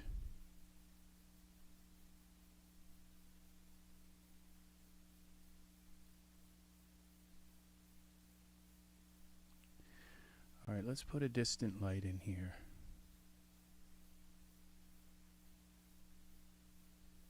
Let's just put a big spotlight.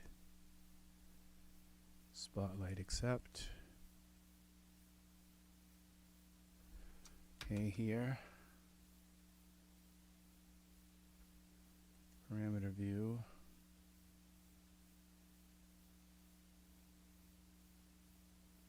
Let's look through the spotlight. Let's move it up. Okay, let's look at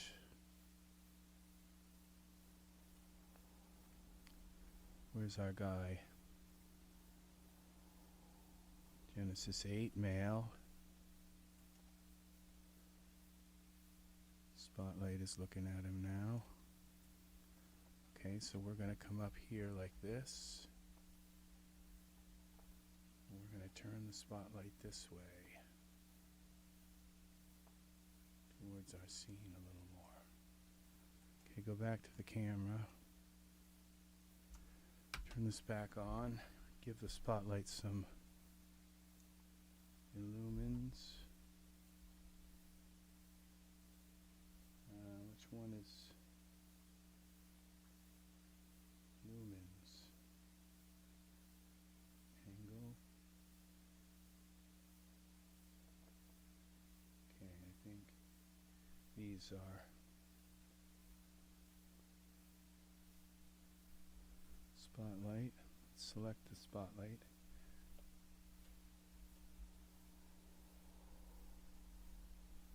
Okay. And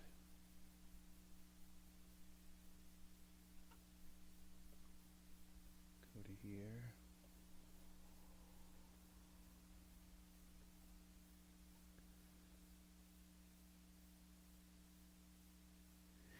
Oh, that's nice, Pat. Very nice. I'm glad that's the case here. I'm trying to do that actually.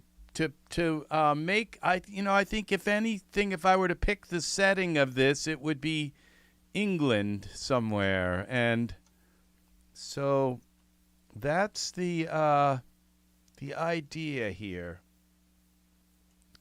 Let's go to, I think it is the idea. Now let's switch to go here. And let's go to texture shaded. And then switch to the camera view. And now let's go back to our Iray. And we have our spotlight selected. And we'll go to parameters. And we should be able to give this spotlight some illums.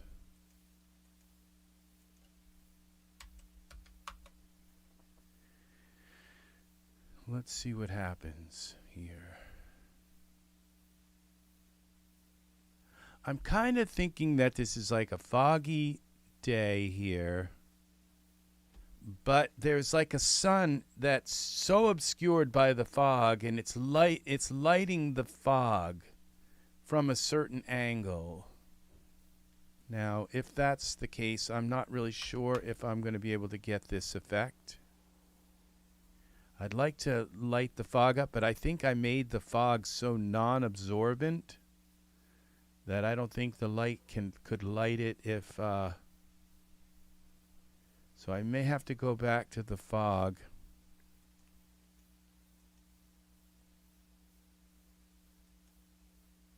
I don't think it has any absorbency ability. I'm not sure. I'm just really not sure what I'm doing here. Kind of lost.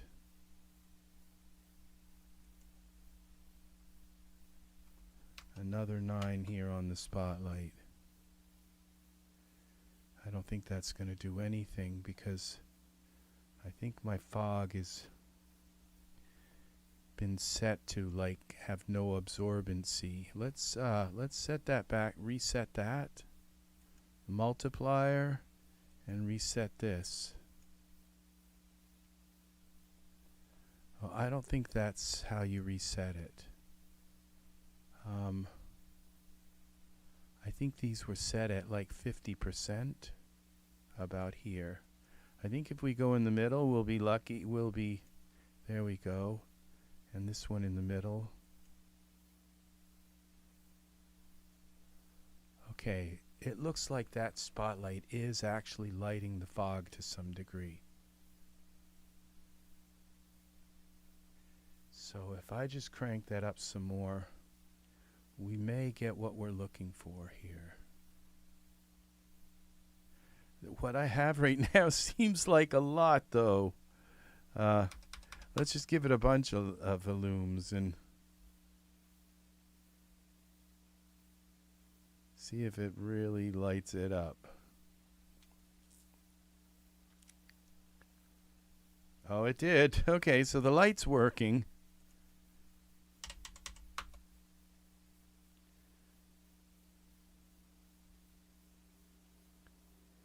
Very nice. Yeah, I'm trying to create that feel of like of an old like England kind of place, and I'm trying to get this. And I don't know that the person standing here is like affluent. He could be like a peasant, because even peasants back then had top hats. You know, they would try to fit themselves in with with the people, but they didn't always succeed very well. All right, now something's wrong, because the grass is supposed to be black and white. This is supposed to be black and white, and I forgot how to make scene black. How to make scene.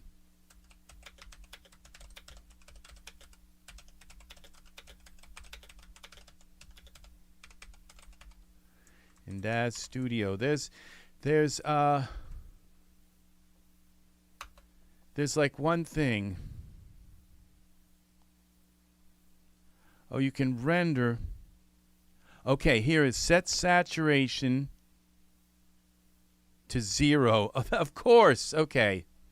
Why didn't I think of that? All right. So this is render settings. Saturation would be 0. Of course. It's easy as could be.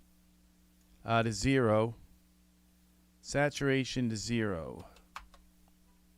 There it is. There's our black and white. Okay, that's what we wanted. Now he could be lit a little bit more. He's just this too much. He's too. So what did I do? I changed the shutter speed down. So let's bring that down to like 500. So he's not completely in. Let's bring it to 200. And now my lights, that's why my light's getting more intense. Okay, I think I want it a little higher than that, like 400. I'm looking at this where I want this sidewalk to be kind of subdued. So that's about, I think, what, maybe 500 again. There we go. And now we can take and set this spotlight to be where we want it. Back to parameters. And we go here and we'll drop a 9 off this.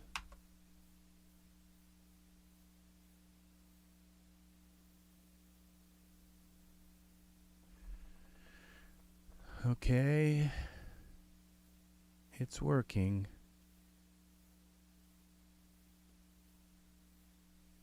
No, that's too, the fog, I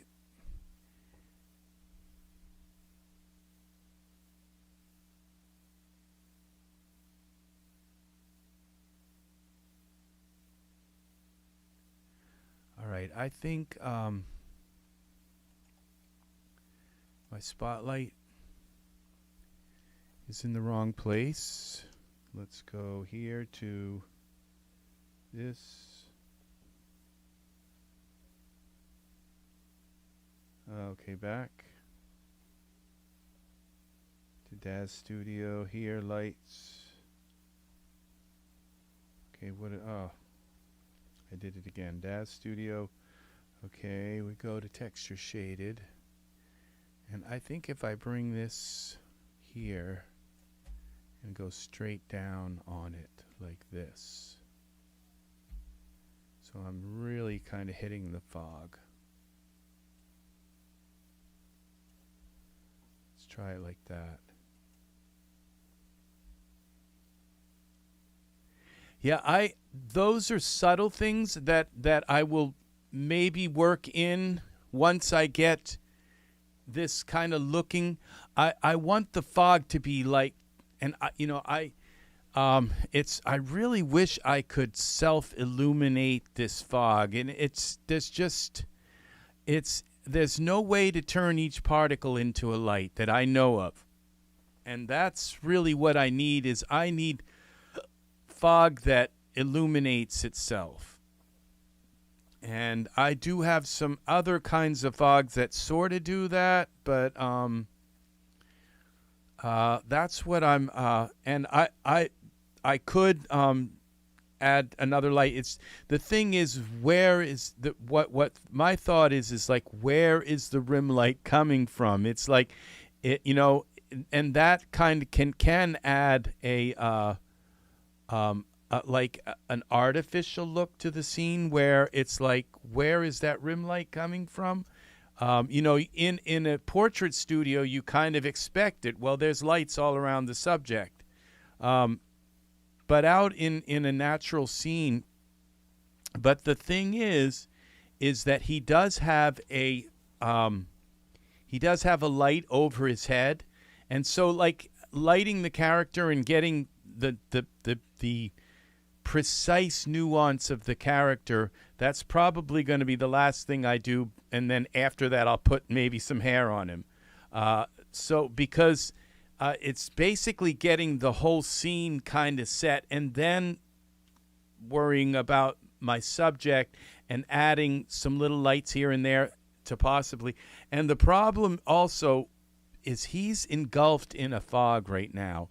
And if I put any lights in this scene, it's going to light that fog up like crazy. So that's another aspect. It's not that you can't do it, but it's like it's going to be very difficult to do because it's like, if you've ever seen like what like car lights do in the fog, you put any kind of light inside of fog and it just boom, all of a sudden you've got this massive chunk of light showing in the middle of your scene. A light inside of fog doesn't always do what you kind of would think. It would just like light the fog up a little bit in that area. It sometimes just creates this like blind chunk in the middle of your fog. So those are things that are all going to have to be dealt with one way or another. And so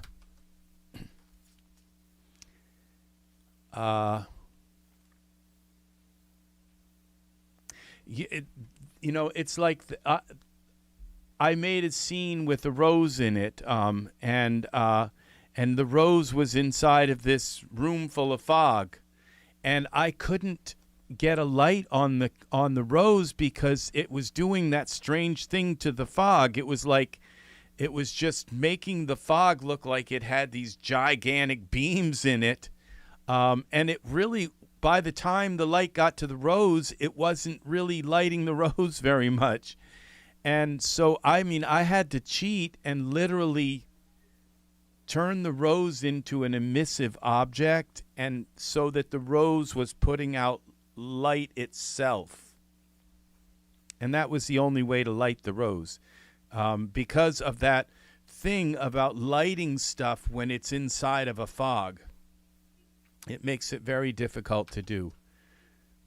So that's it's just something to keep in mind with lighting, because we are in a fog. Okay, now what I could do is bring the fog up ahead, but I kind of wanted, see, this fog isn't doing what I want it to do. It's not like self-illuminating itself, and it's like some fog, the light seems to come from the fog itself, and it's not doing that. And so because you have to light a so there's going to be a couple of possibilities. Right now I'm starting with the like put a spotlight over the fog in an area. Okay, that's a possibility. And then the second possibility would be, how about using because this fog, this isn't like London fog. This is like night fog, okay?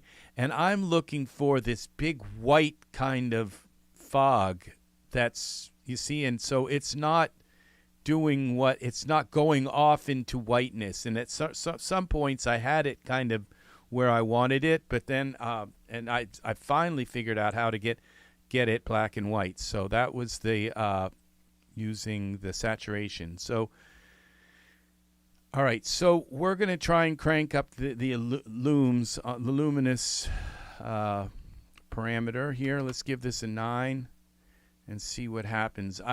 So maybe a distant light is going to be the way to light the whole fog, to light everything up. And maybe I can put the distant light coming from above, from like top down. So this is kind of lighting it. So let's see if we can get a little. So the spotlight is kind of I'm trying to do that with this spotlight idea. And see if, but it may require a distant light.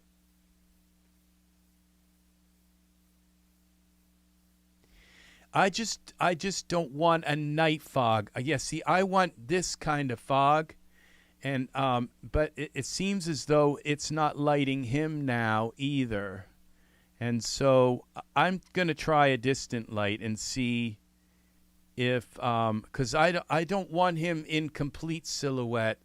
I want him, and I think a distant light would give my scene an even lighting.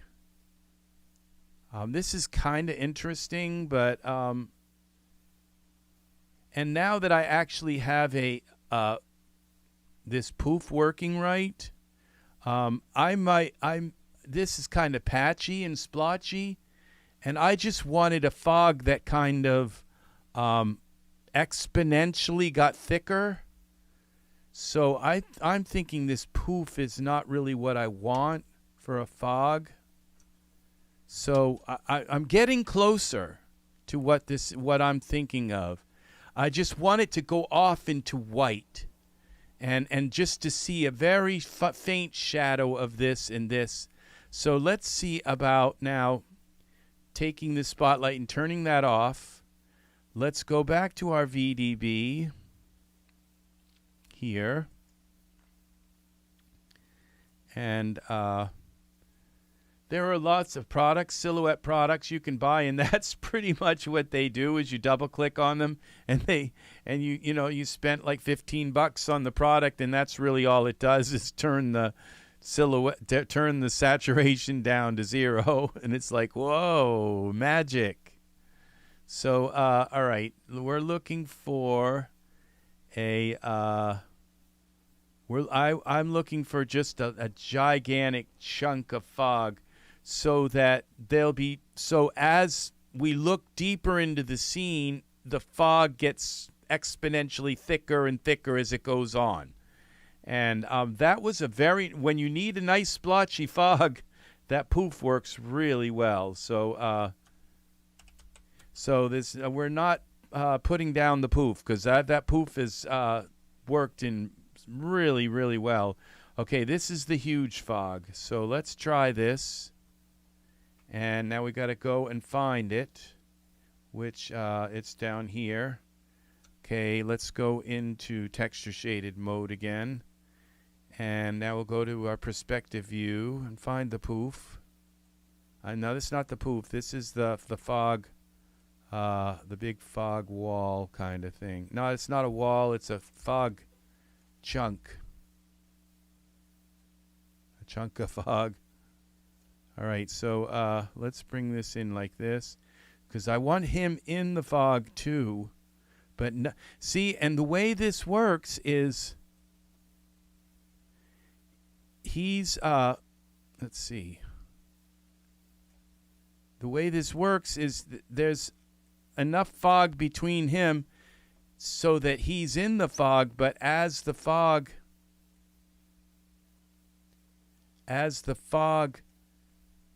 accumulates through the scene, it gets thicker and thicker, and that's what we're looking for. Okay, go back to our camera, and now we're going to try a distant light. No, that's a spotlight. This is our distant light, I think. Distant light. Accept. All right, let's look through the distant light, and let's bring the distant light. Now, I think there's a way to move the distant light's focus. Distant light here would be here and here. Okay, how do we do that again? Distant light. Now it's not showing up. Okay. I don't think it's doing that because when I spin around, it's still going to the center. There's a way to move the distant light. X.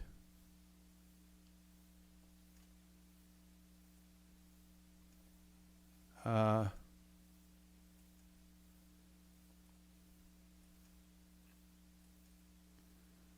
forgot how to do this. Where's the distant light? Okay, X.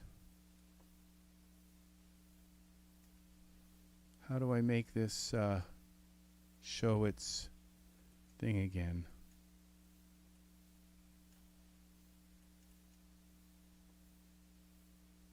X. Okay, so it is moving. It did move the center over some. Let's bring it over a little more.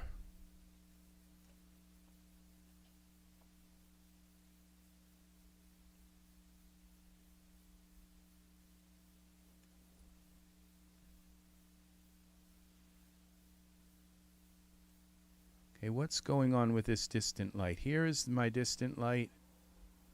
I've like brought it way out into the middle. Okay, we're going to go back to 0 again. And let's see what happens when this is just very dark here. Front.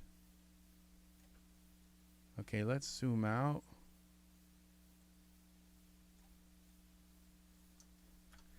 Okay, let's go into Iray. Maybe will help.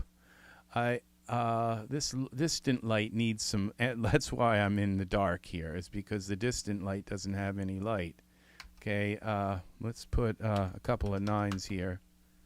Maybe that will light the scene. Okay, let's go back to the camera view. I'm not having any good luck. Okay. The perspective view is just black. It's like I'm underground or something, but I'm not. The front. It's upside down. Okay, here we go. Front. Yeah, it's a very, very good keyboard. So I am okay. I think Y rotate. We're on the distant light. Okay, so we're gonna go to 0 here. That's probably it. And Z translate 0. And rotate. Let's go 0. And Y rotate 0.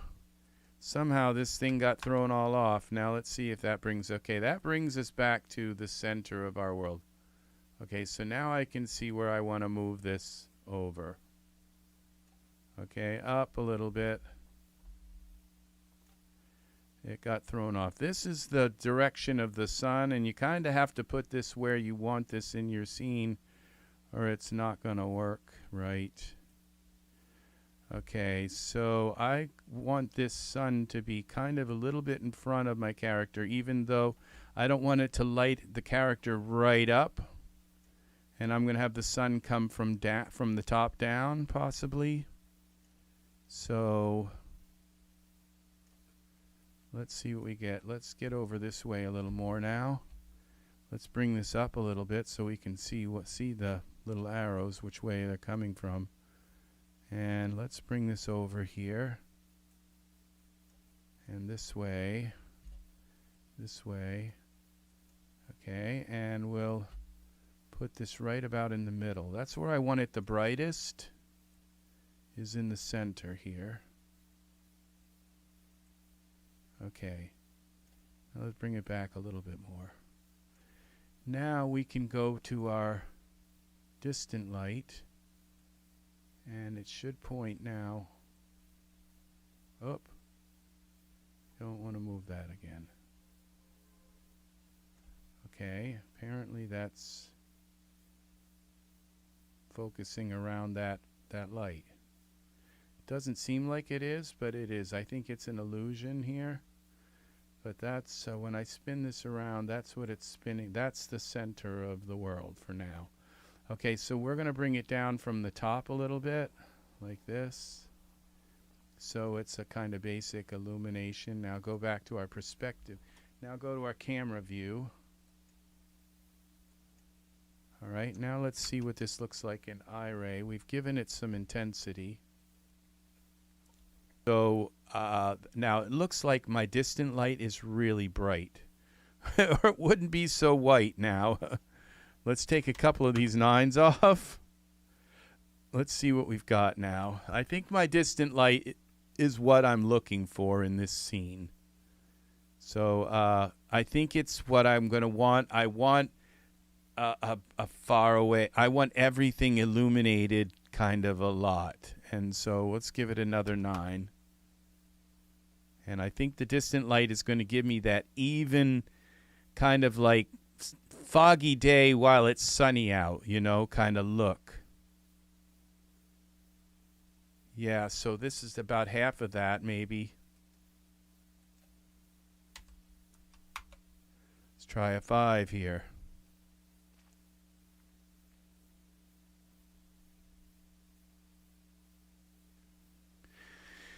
And I think this fog is going to work too because it's accumulative. Yeah, see, this is what I'm looking for. It's pretty close, getting closer now to what I'm looking for.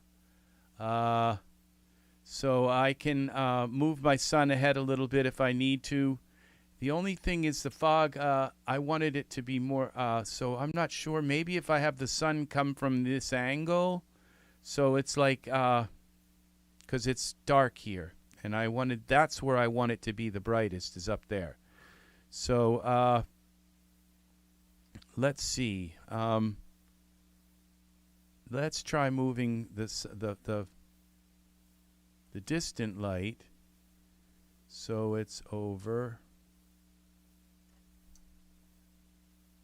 Okay, let's go into texture shaded mode. Won't let me move it. All right.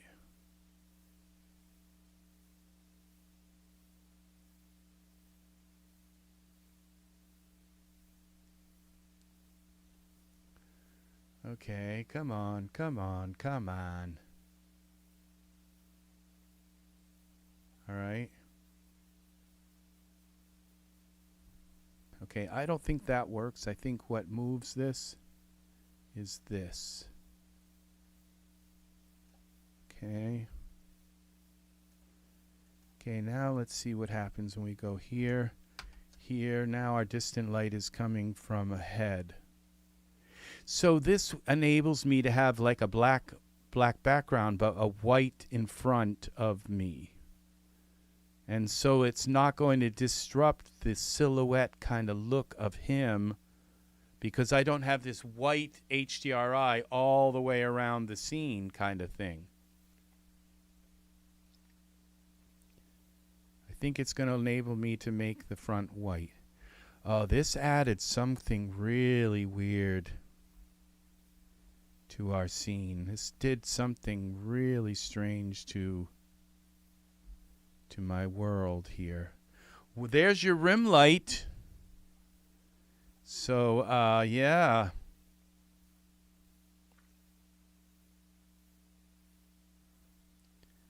Let's see what happens when we click out of this. All right. Okay.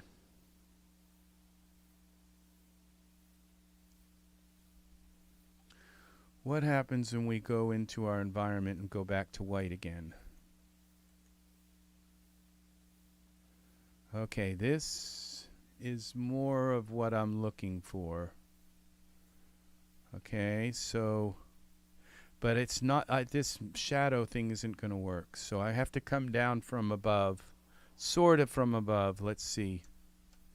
See, we are, it may not look like it, but we are in a, we're in a three-dimensional particle field. And so lights are going to do weird things. All right, so let's go back to our texture shaded mode.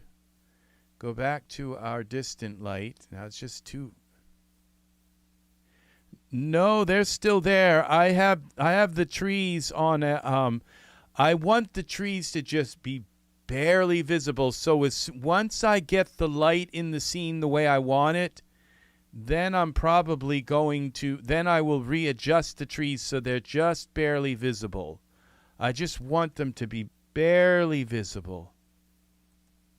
Okay, so go back to our camera view, back to Iray.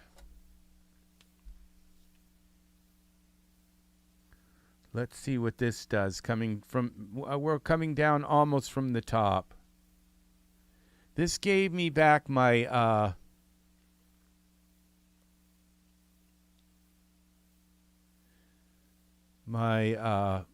the white background that I wanted. So there's a possibility instead of using, okay, I'm gonna have to put the trees. See, this is kind of what I want. It's just this barely, you barely see the tree. Now I'm gonna have to, because it's creating this shadow here that's strange. I don't know why it's doing that. So I'm going to have to put the light back behind him. The distant light. And it might be just too bright. I'm not sure. I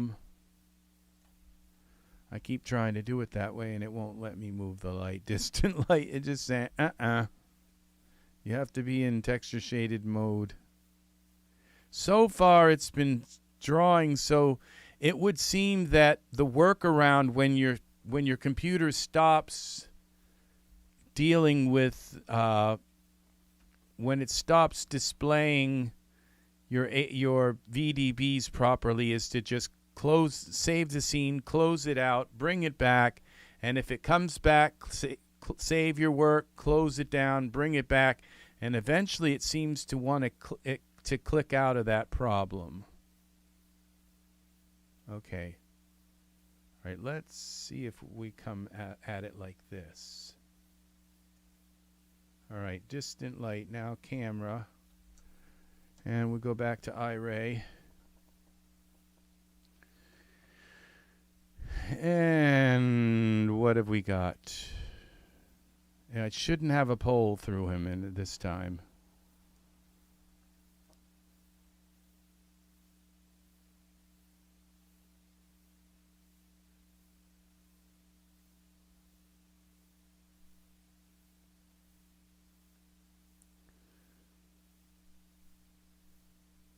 Okay, the fog is like really white now. I think this is where a poof might work better.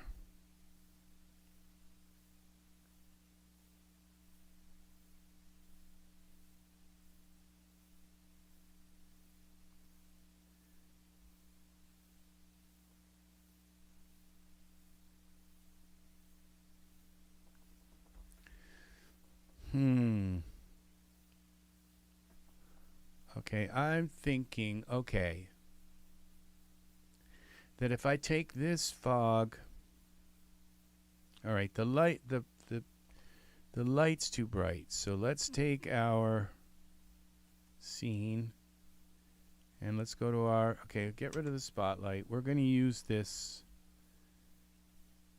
distant light, and we're going to take and bring the intensity down on that to like 2 to 1. Here, 1. What we'll do,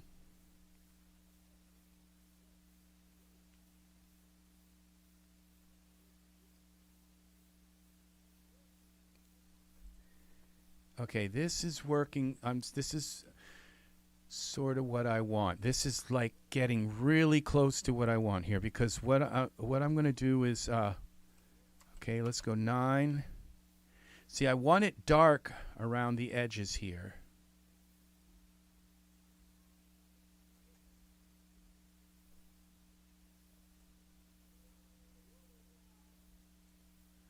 I want it dark around the edges.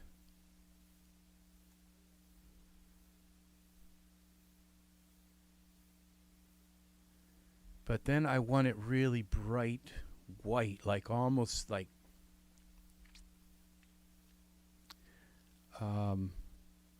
what's that word? Contrasty in the center.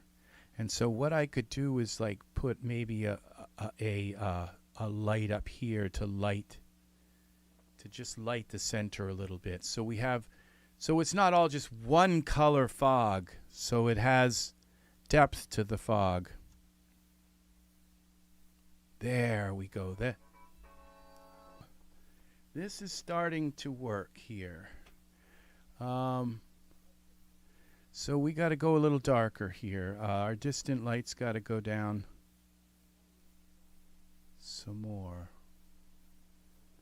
Distant light, we bring that down to, say, 7.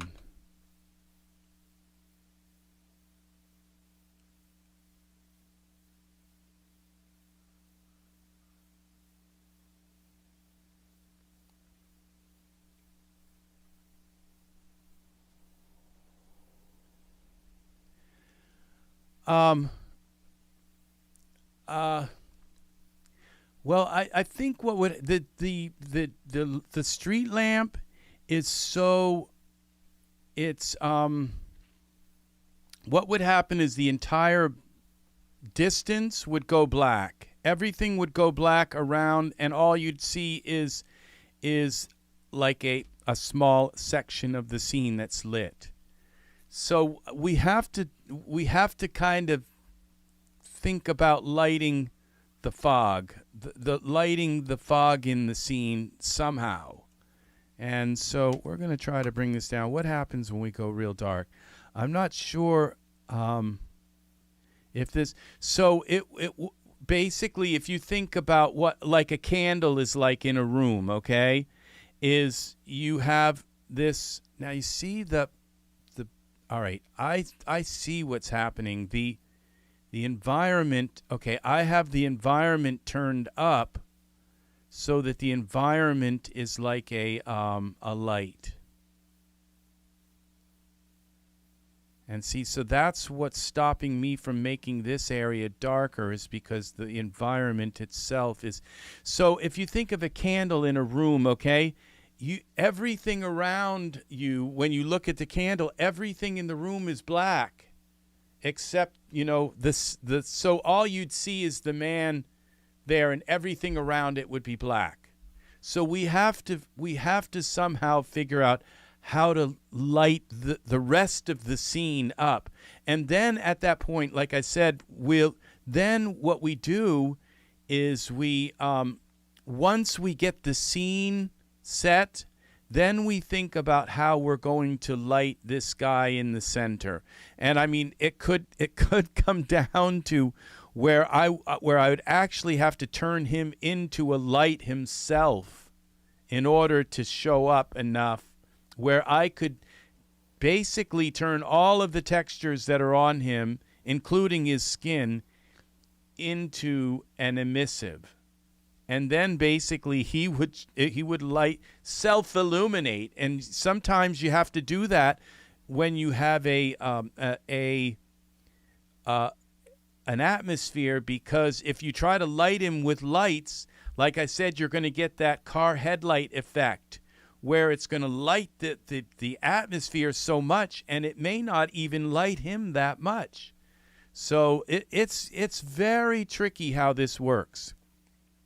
So we're going to go now into our environment here, back into scene and environment. And we're just going to turn down our scene environment lighting, which would be here. Let's go to 1 and see what happens.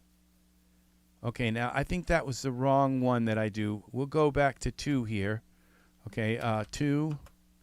I think it's this one. Where would it go to 2 here and that gets darker? Or lighting resolution, that would go back to 1. I think it's in this environment. Okay, we have intensity in the environment map. That's it. We go to 1 here. I'll go to 0.5. See, that's not working. 0.0.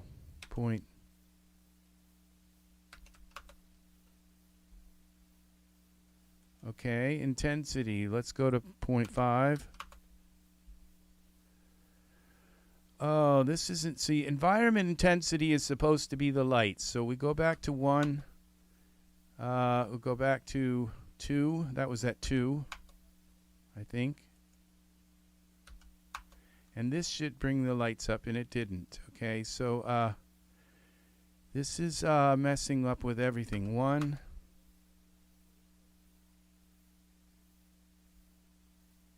All right. Okay, what we'll do is we'll take this is the environment tint. What if we bring this to a gray? See, that's not what, okay. All right, we'll go back to white here for the tint, but then we go here to our environment and the background. Let's make that gray. Yeah, see, now I can light the center here and have a little bit of a darkened edge here. See, so this part gets, so the fog isn't all one color, and that's what I want to do is, okay, so now we want to light our environment map. Is all, everything else seems to look good. Now let's go to, yes, I might have them messed up too in there. So the tone mapping is, so let's see, let's go into tone mapping here. Because this is kind of this dark like what I want it, but let's mess with the scene. Let's go now back to our distant light and give that a little bit of light. I'm thinking maybe even a point light. Okay, let's put a point light in here, and then let's take the point light here. Perspective view, and let's find the point light. Let's go to texture shaded, find the point light. All right, zoom out. Now I think there's a way, if you hold control or something, it puts the point light. There's a way to make Daz put these things into the scene where you are, right in your camera view, rather than at the center of the scene. I'm not sure. I forget how to do that. I think if you like hold control and it pops up, then it says something about location. I'm not sure. Okay, we gotta wait until. Okay, texture shaded.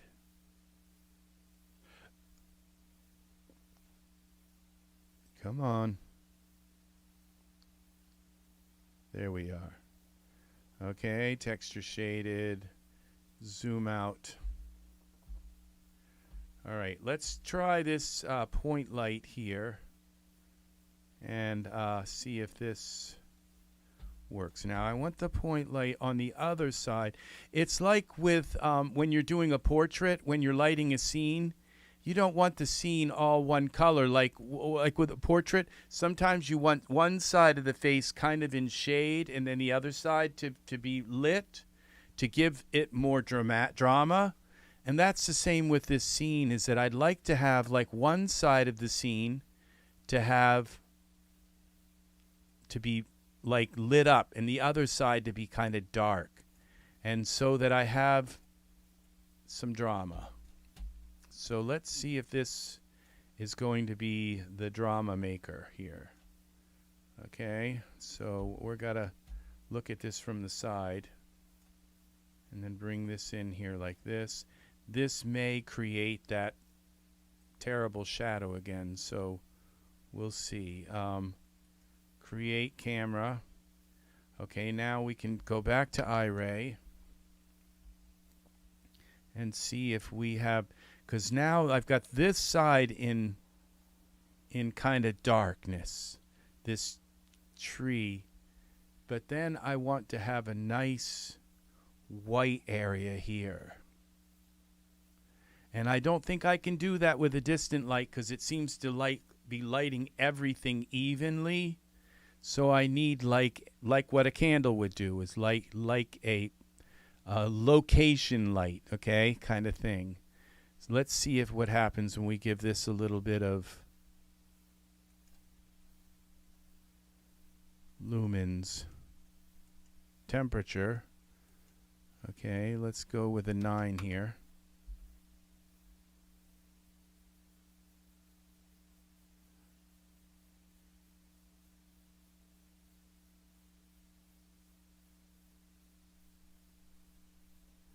Okay, I'm seeing something light up a little bit there.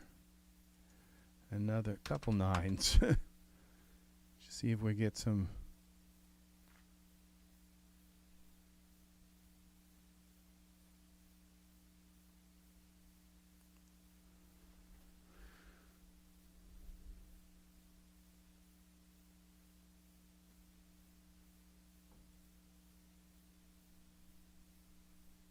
All right, I'm not seeing anything light up. That's my point light.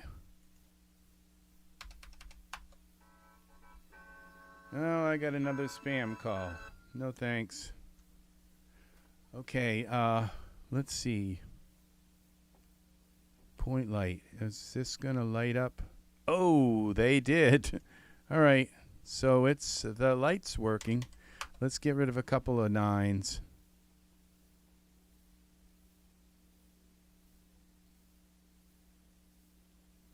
Yeah, once I get the scene kind of like the way that I'm looking for it to be.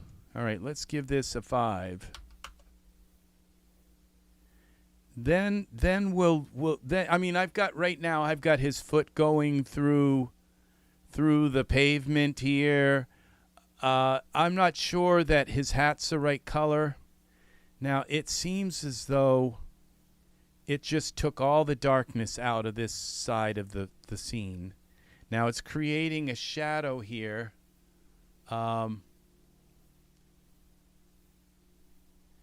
So I think what I'm going to have to do is bring this back to, go back to my distant light. Oh, this is my distant light. Okay, now the point light. Okay, and take. All right, now what I can do is actually the point light shines everywhere, and I really would like to have a spotlight instead, because then I can focus the spotlight and not light the other side of the scene. Spotlight, so we'll put the spotlight in. Okay, let's bring the spotlight up. Bring it over. And bring it back. Let's see where we are with the spotlight. Okay, let's look through the spotlight. Okay. Okay, I can go like over here and then say don't hit that side. Hit this side. Let's get a little closer so I can really decide where I want the light. Okay, this tree, I want this tree closer so it's not lit right up by the spotlight. Okay, now let's go to the camera. Now back to Iray. And let's give the spotlight some light.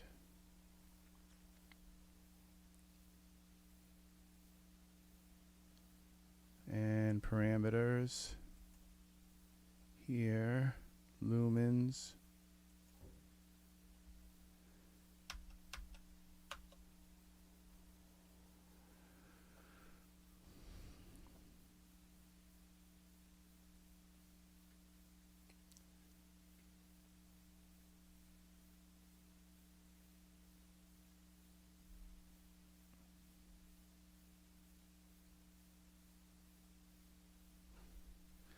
Okay, another light, another 9.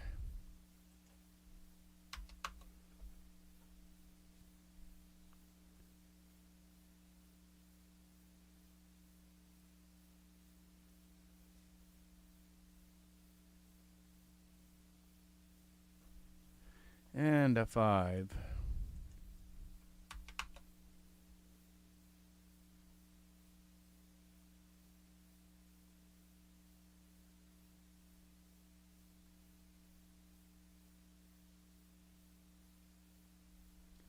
All right, maybe another 9 in between here, in here.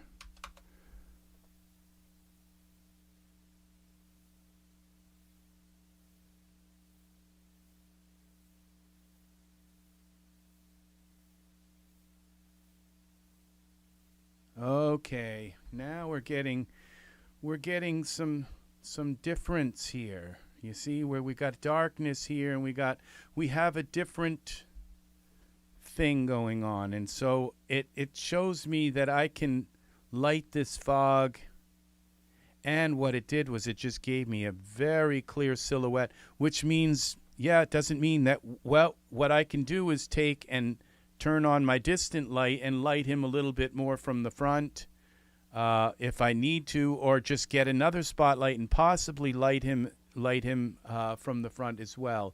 But it gives me this ability to now keep this side in dark, in a kind of darkness, but possibly, all right, light.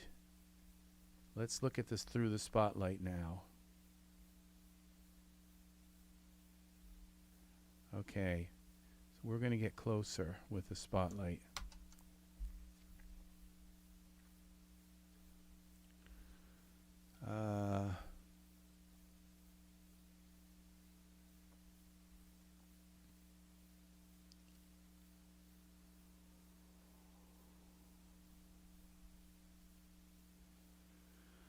Oh, this is so slow.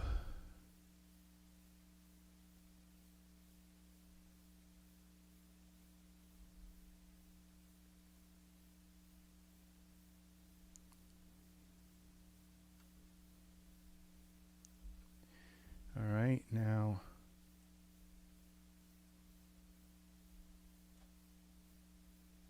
all right, let's bring this in.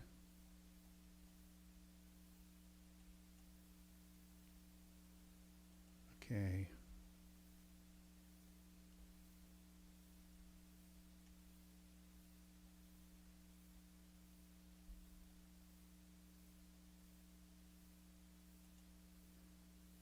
All right, let's bring this over a little more like here. Now that's where the focus is going to be, in the center of the camera. Okay. Iray.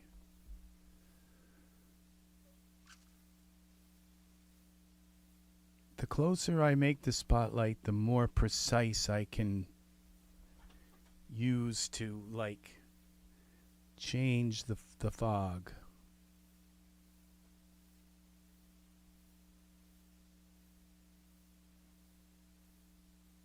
It's like, because it's black and white, you can't tell. All right. So there, what I'm seeing is my fog doesn't go high enough. It stops here. And so that's another problem we're having here. So now I can tell that my fog isn't quite right. And so if we go Y scale, And I'm not sure if this is the right one to scale. Invisible smoke cube. Let's scale that. Y scale it 150. Let's try that. Does that make it go higher? What if we go 300? One of these should put that fog up.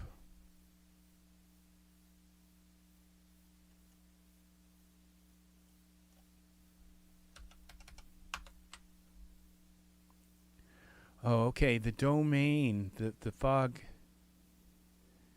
huge. This is, okay. I think now that I think of it, all three of these have to be scaled because the domain will chop it off.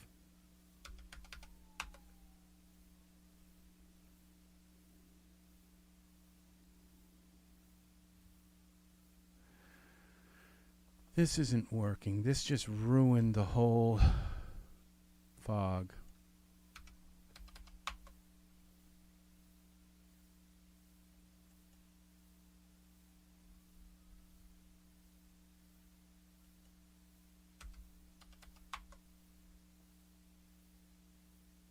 What if we bring this up now?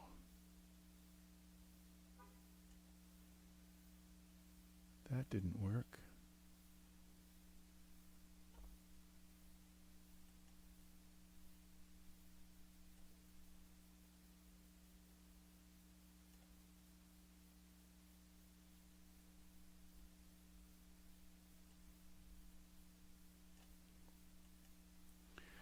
All right, so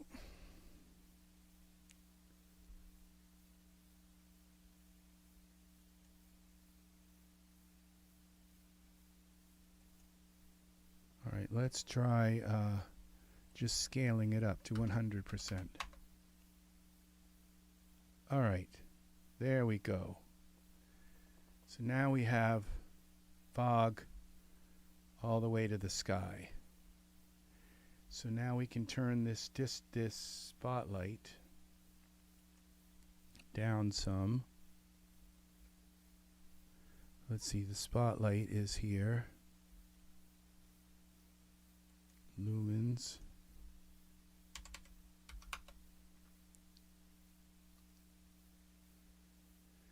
I want a contrast between the dark part of the fog and the light part.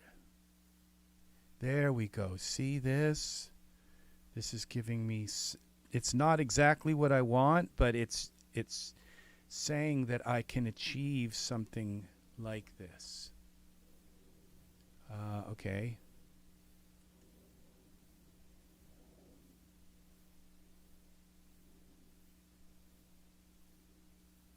Okay, from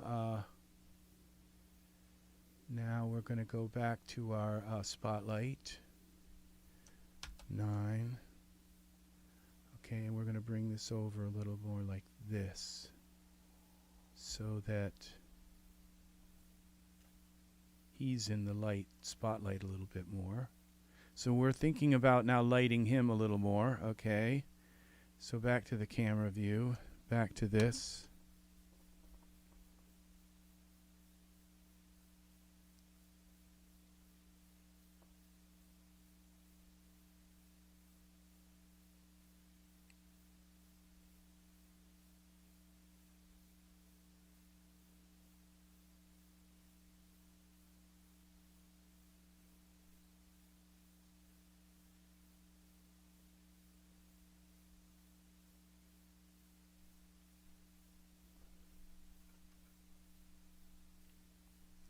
See, this looks like, yes, see now I have some darkness and it's not all one big color.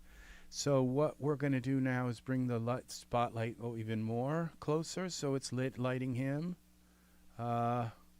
Spotlight, and we'll move it over 9.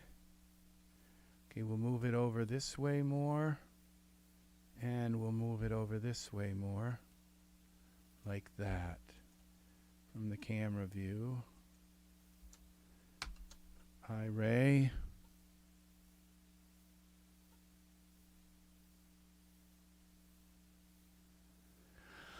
I'm not sure. I think my tone mapping, I threw that all off. But I think actually what I did was I messed with the tone mapping. Um, it's like all relative. If you set your tone mapping dark, then you just crank up your lights. So it's kind of like, all right, here we go. Now we got him lit a little bit. We've got the tree dark. We've got, see now, look at this. This is what I was kind of looking for. Now the only thing is,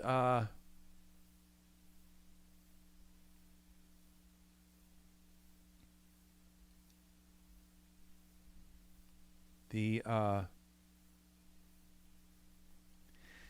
I'm wondering if maybe another spotlight, you know, okay, all right, or if I take the spotlight here,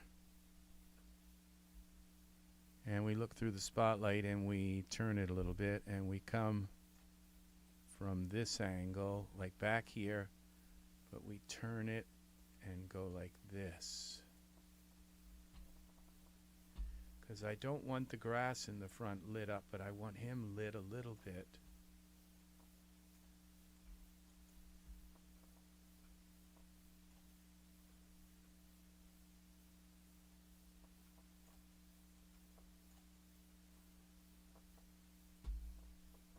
Okay. Now let's go back to the camera. Back to Iray. I'd like this grass that's down in here to be dark again. So I have control over the dark and light side of the scene.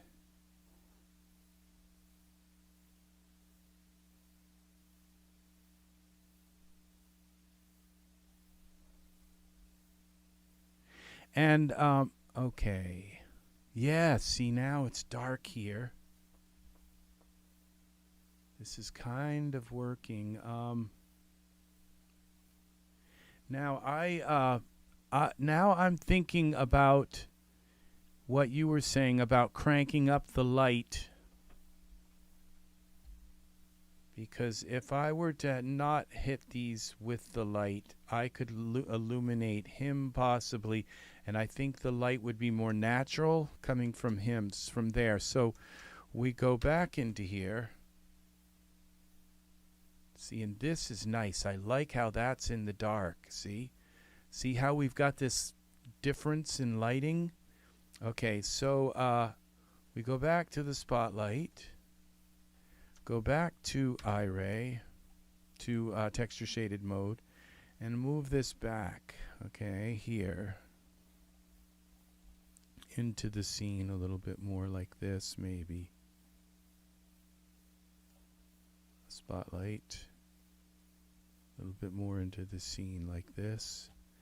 Now we go into the camera view and go to here. And what happens when we do turn up these lights and light him with, because they are going to react with the environment, with the fog as well. So where is our light? Here's our Che light. The light. Okay. And we go to surfaces, bulb, and look at this. Now I've got that kind of, that's exactly what I kind of want with this light. But what if we light this a little bit here with the light?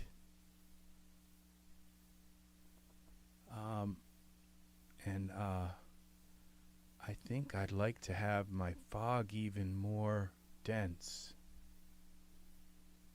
So let's go with our fog smoke cube and go to the surface again,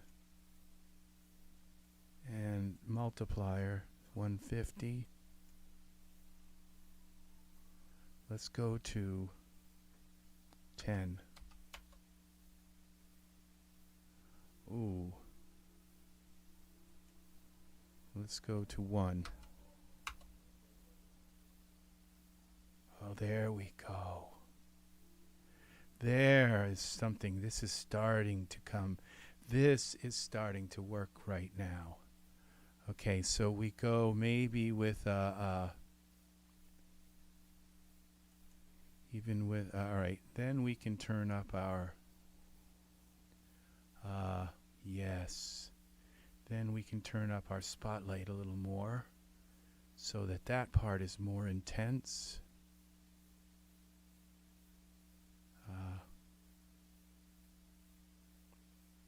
Surfaces, okay, parameters. We go here with the spotlight, and we go with 9.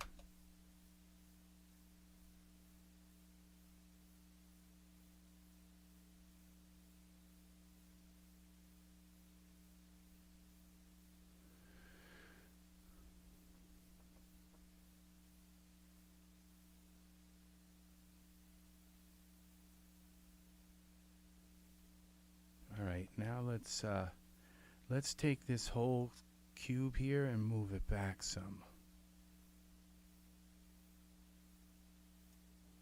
I don't know if that worked.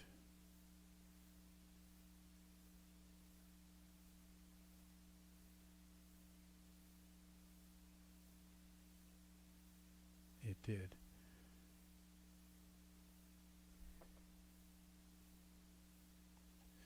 We can take our distant light and give that a little bit more.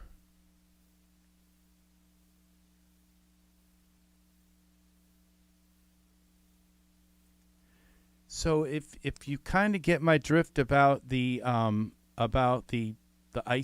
and that it's like all relative, because if you switch that, then if you switch the ISO and make the ISO like more sensitive so that everything's darker, then you have to just give your lights more energy than you would. It's all relative.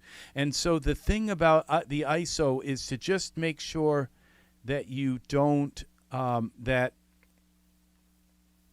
your camera that you don't set it at such that you end up needing to give your camera 10,000,000,000,000,000,000,000 just to get it to light something.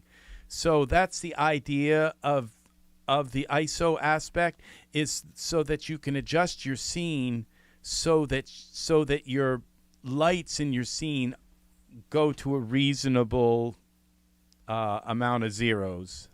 Okay, it's all relative if you think about it, okay, about how that works. So and that goes the same for like scene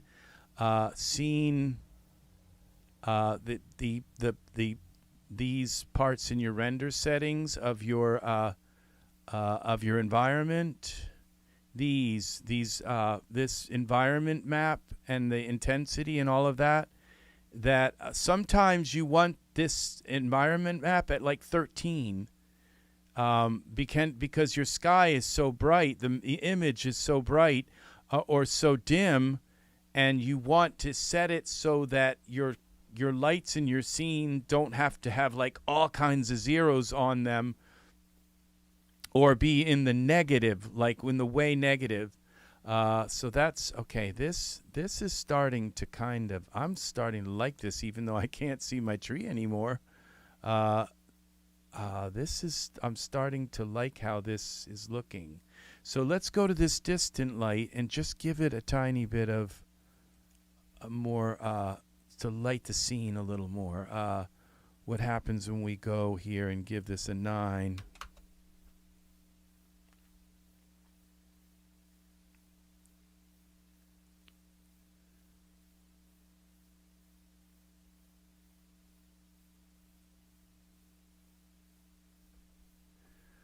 Okay, now this is odd. The angle of my light is in a weird place. Let's look through the distant light and see where we are. 9, control 9. Okay, let's come from this.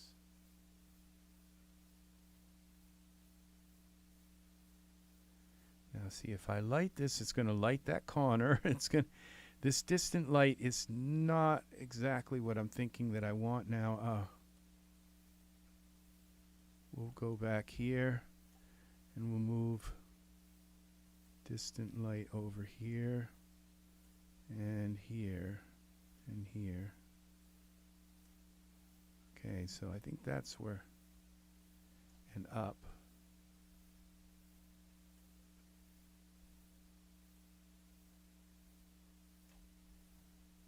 Okay.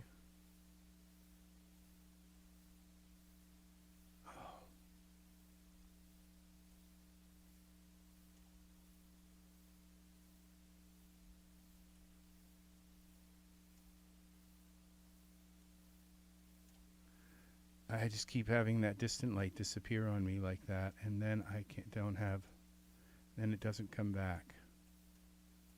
Not sure what causes that. That's terrible. All right, so we'll start with the distant light here and go back to our camera. The distant light may not be what I want to light the scene with, and I'm still thinking about using these in some way. Let's see what that does now. This distant light should be really bright. The distant light, I think it's going to have to go down to like 3.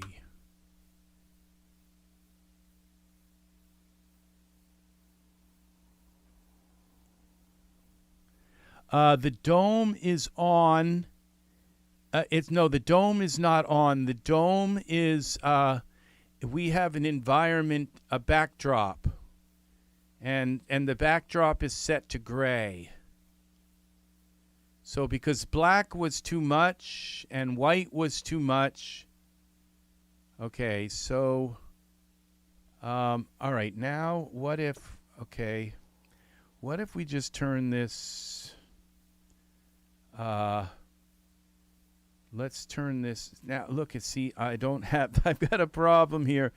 My, now I can see it. It's like my fog isn't touching the ground. That's why I felt like there was no fog here. Okay, so, scene, it's all a matter of, huge fog. Let's see what happens here. Let's go back to our texture shaded.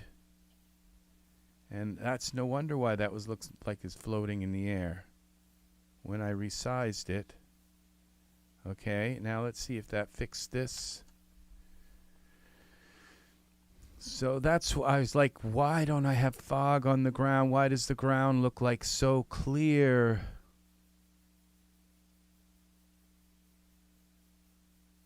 Because I moved it back, and then I was like, why is he being cut off by the fog? And I guess, well, maybe that's the way it's supposed to be. But now that I've moved the light around, it's more obvious what was wrong. Okay, now it looks like there's fog on the ground. Okay. And pull this fog back even a little more, like this, maybe. Yeah, okay.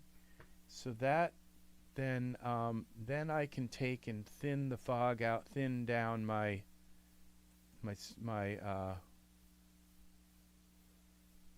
density here.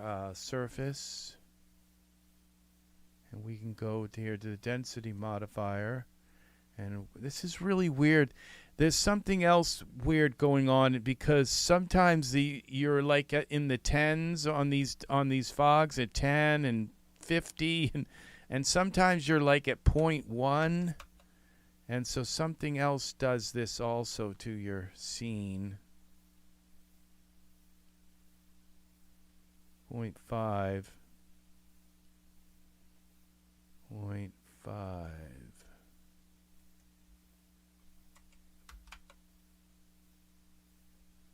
There we go.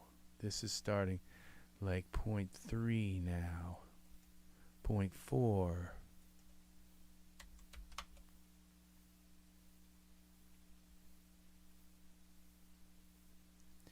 See, now I'm starting to see a finished scene. I'm starting to see it's kind of, and I might light this up a little bit to maybe cause some rays coming out of these. So now once you get the light in your scene where you kind of really want it, then you start looking. Now I'm starting to look at my thing and, you know, does he need a rim light? Should I light his face? How should I self-illuminate? See, this is what you need to do is get the scene lit the way you want it first. Now my tree isn't showing up, but that's okay. 4.5. Let's bring this in a little bit more.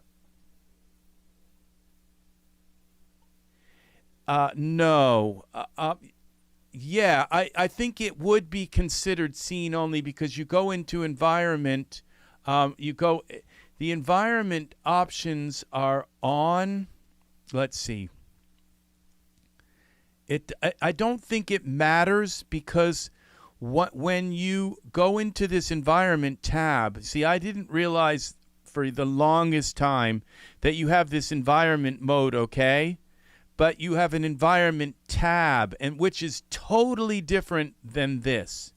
And once you go up to this backdrop and you switch it to backdrop, okay, and it just makes the sky one color, then it pretty much, most of these, like the dome, and you can turn this, like if I turn this off, it doesn't matter because it's overridden by this backdrop. Okay, so what I've done is just, instead of using the dome and scene or any of that, it's still on, but it's not really on because it's got a backdrop. So now if I turn this off like that, it doesn't seem to be doing anything. I don't think any longer, most of these work anymore once you switch this to backdrop. I'm not certain, but I don't think. Now if I go to the environment map and I go this to 5, let's see. See, it didn't do anything. I just changed that to 5 and it didn't do anything. So once you switch this to backdrop, I don't think these work anymore. Or if I turn this on, okay, now the dome on, and then I go to 5. See, it didn't do anything, and it should have. Now let's go this one to 5.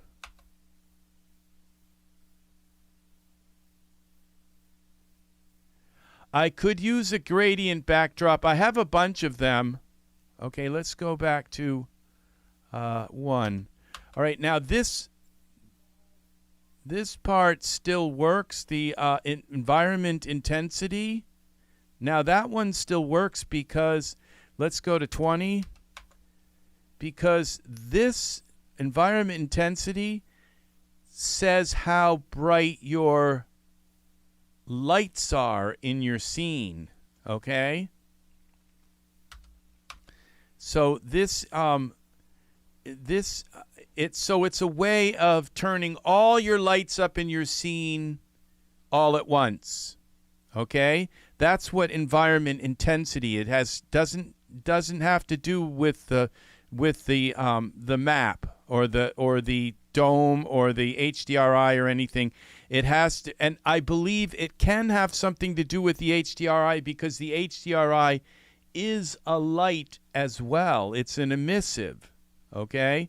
So if you think of it, but it's not just turning up the HDRI, it's also turning up and making your lights in your scene more intense.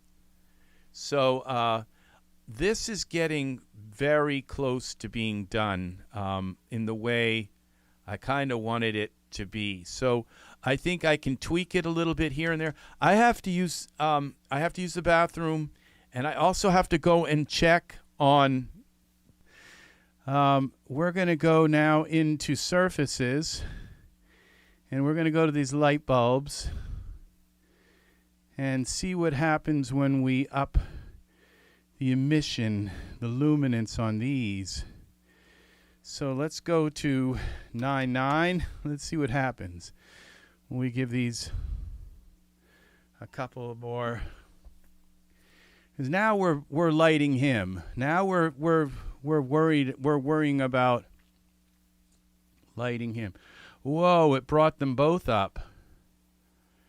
See, this is kind of interesting. So I don't think they need to go up that high, but that's a nice little effect there. So we take one of the 9s off. And now you remember I converted these to 3. This particular lamp was okay. This is nice. This is really nice. So I like what that's done. That's done something to the fog around him. It seems to have kind of glued him into the scene a little better. Now his hat, I would rather his hat be black. I'm not sure why it doesn't look black. So we're going to see about his hat scene, his top hat. And we'll go to the smart content, go out of here. See, now I'm starting to focus on him a little more. And I almost don't want those his pants to be. I'd like his pants to be black as well. So I just don't want him to kind of stand out more. I just want him to be kind of silhouetted a little bit. That's it could be Marlene Dietrich. It could be, hello, I'm under the lamppost. Yes, that's almost a little low for me. Let's see. We're going to go to this, materials.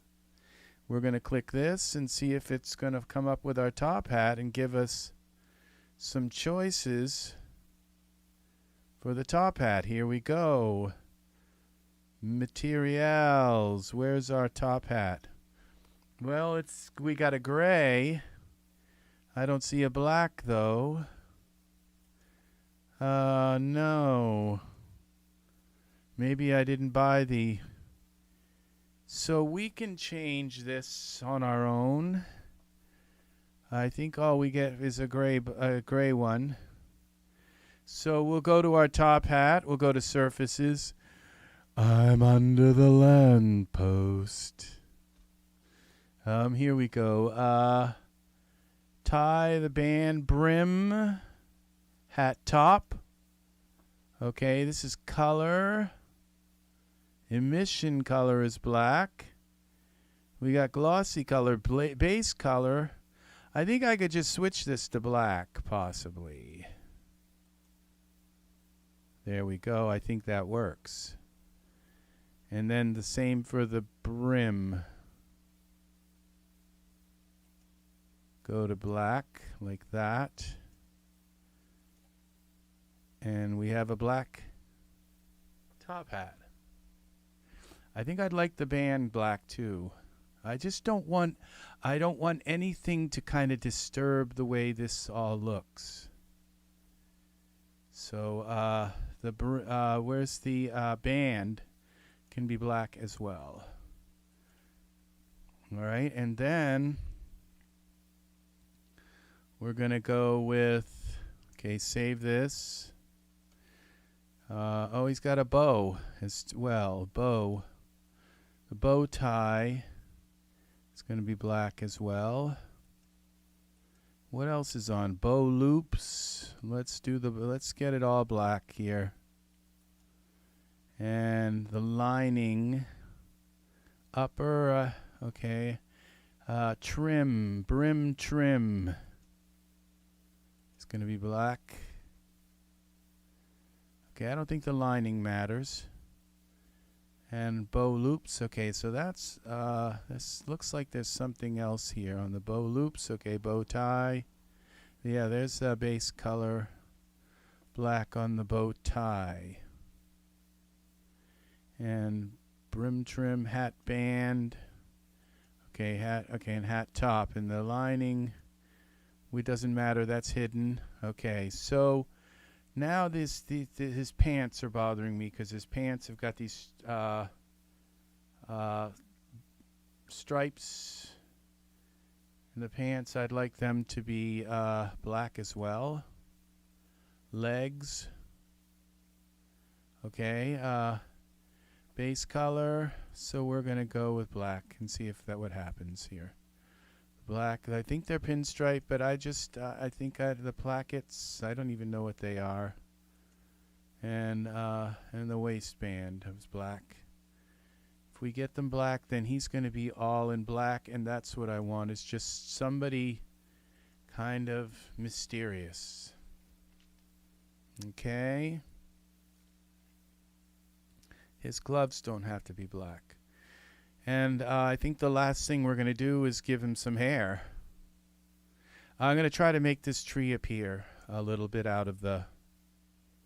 because right now there's just nothing there. And which is kind of what I want. I want this kind of, when this renders, it's all these speckles will be gone, and it's going to look quite amazing, I think. But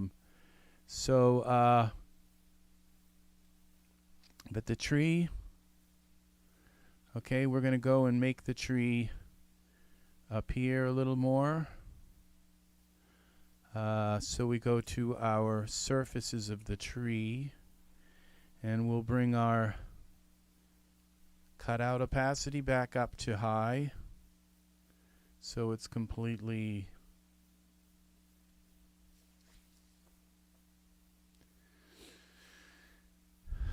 not invisible.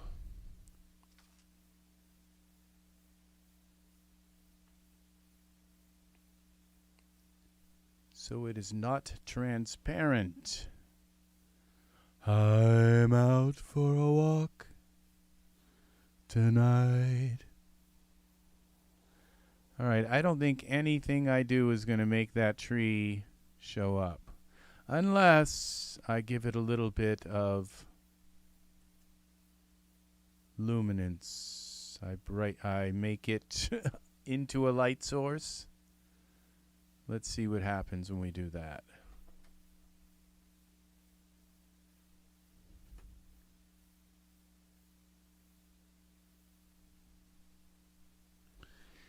If we're going to do this, we have to give it some light.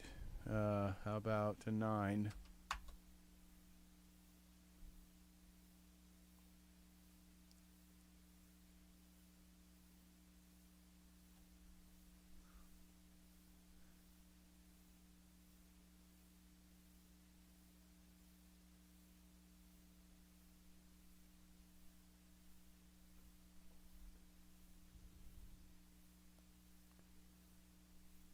I can almost see it a little bit.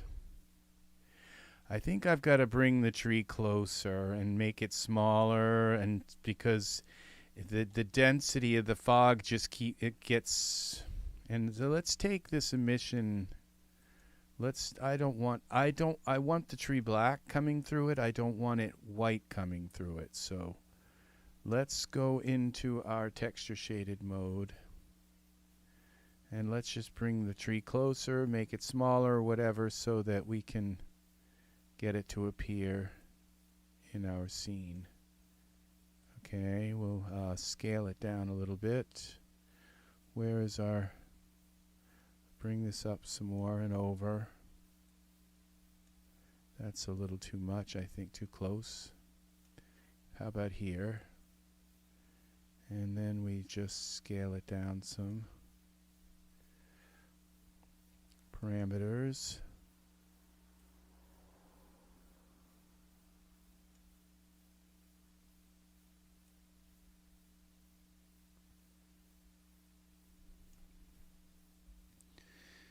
And this isn't showing up as well, but let's see if we can get one tree at a time. Okay.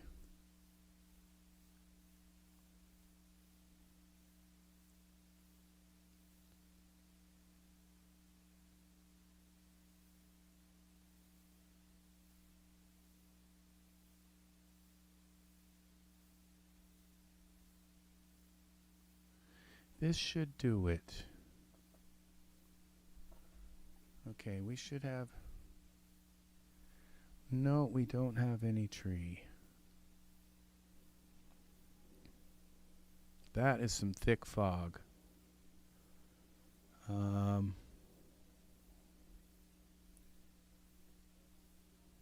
right.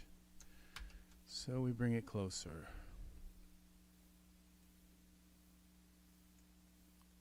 Here like this. And scale it down.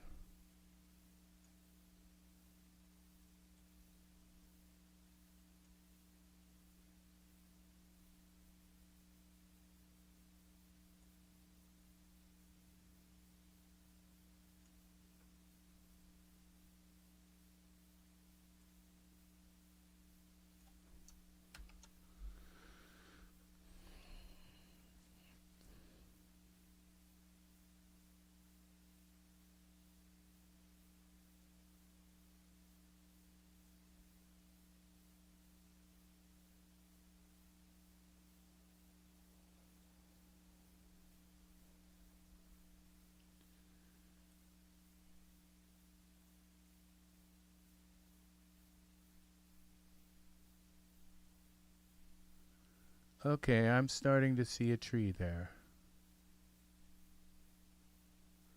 Okay, if I take my fog down just, and there's a little bit of a tree up in there too. If I take my fog down a little bit,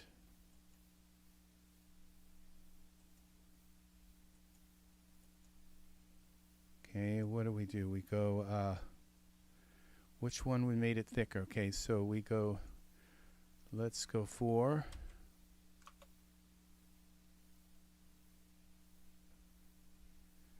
And we go 3.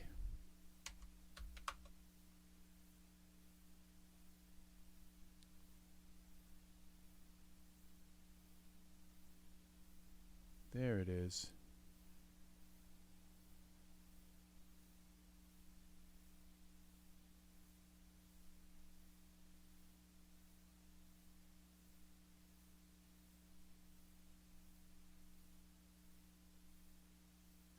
Oh, okay. Now I have something I can do here. This road here, I have a brightness thing called a brightness magic or something.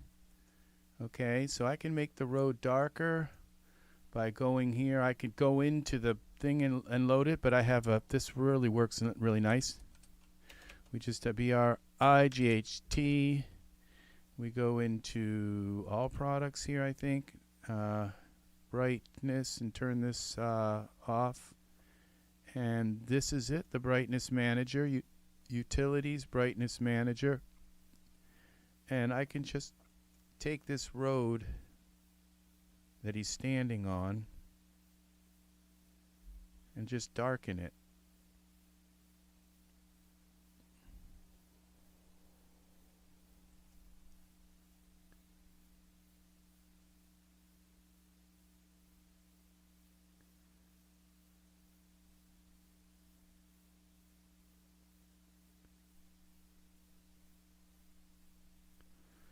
Minus, let's go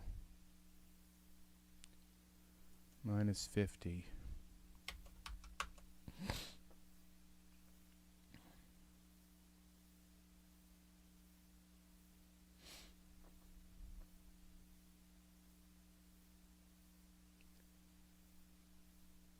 See, that did darken it. But this one now is the road in there. Okay, let's go here. Let's do a minus 50 on that one too.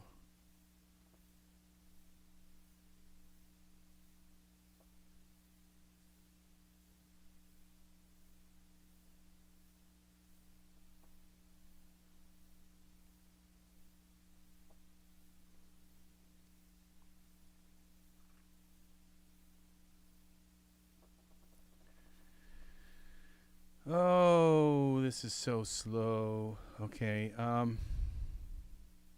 think I have to accept that. And then we can go into texture shaded. This one, road, minus 50. accept.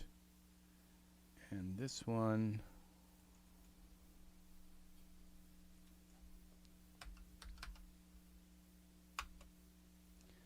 accept. All right, I think that works. And now we can select this Ultra Scenery Terrain grass layer. I wonder if I can do that same thing here. -50. Okay, the base verge. Okay, accept. Base verge. -50. I want the grass darker too. Accept. I don't care about those. Okay, the long grass layer. -50. They have Ultra Scenery has shader settings as well. So PBR. All right, accept. Now let's see what this looks like. Did it darken my grass? My grass. I hope so.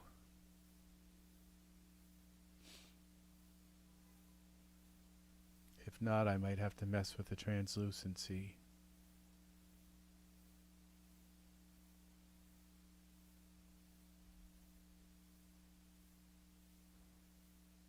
No, it did darken the grass. See, that's exactly what. Now the road is too bright. All right, so that would be the terrain.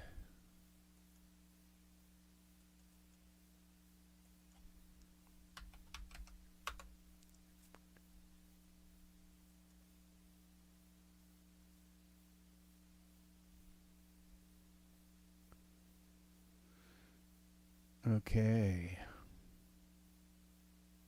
Did that darken the road?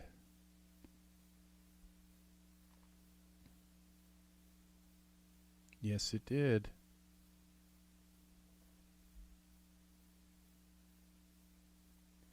So I think this is kind of done.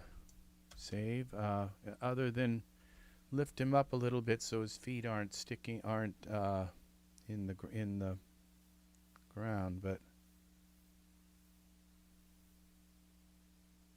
this kind of works.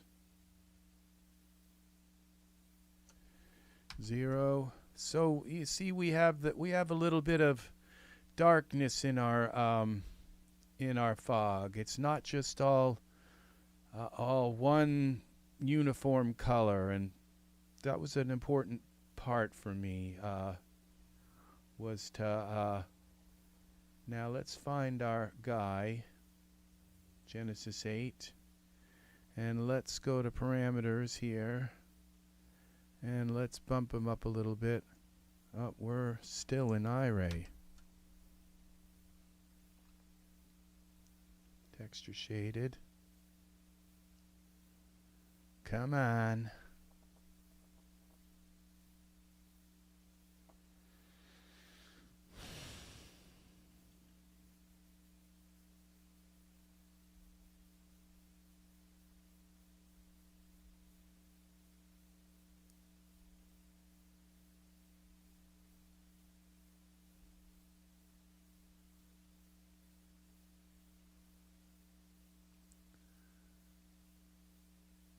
There we go. Bring him up so he's not standing. His feet aren't in the center of a rock.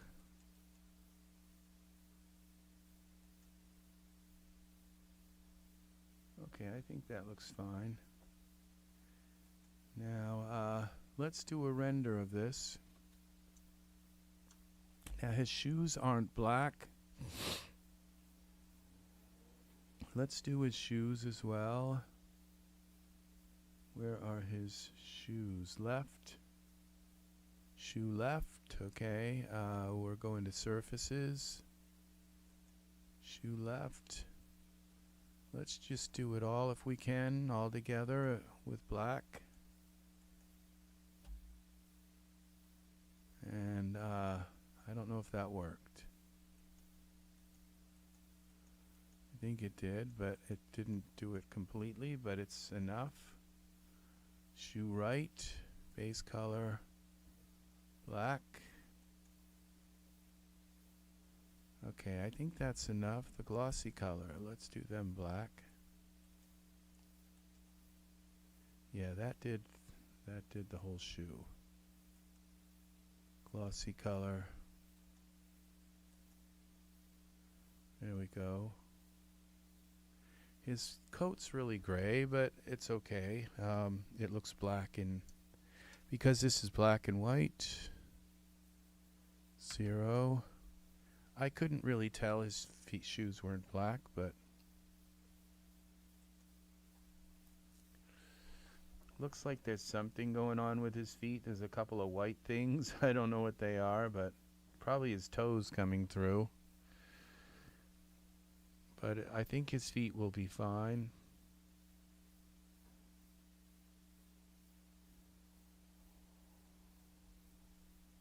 Yeah, they are fine. This looks right.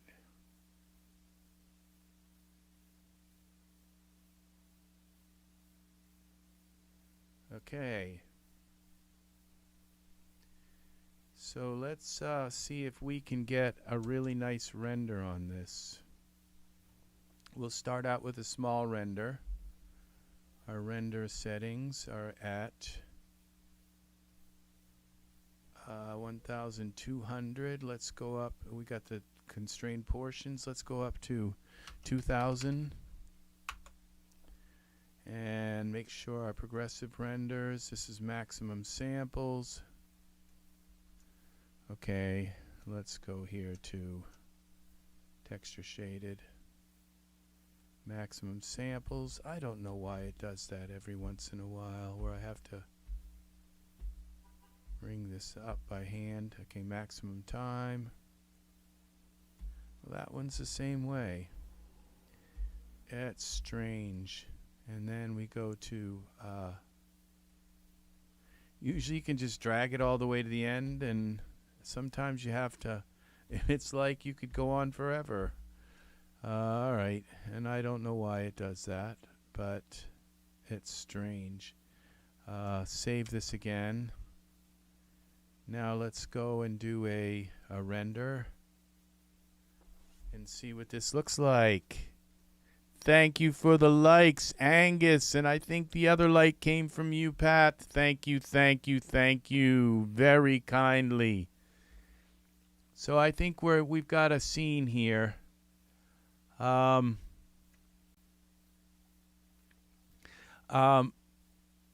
not sure that I think with the fog behind him that it creates a rim around him. Okay, as you can see, there's a rim around him, and so going for a rim light, I don't know that that it's going to create much more of a light around him than what already is. So you can see there's a definite rim around him between him and what's behind him.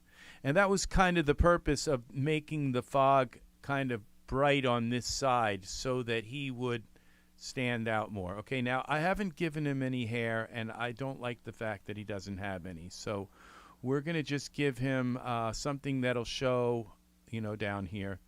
Okay, close. That's what like I said, the last thing you do in your scene is you give them hair. So let's see.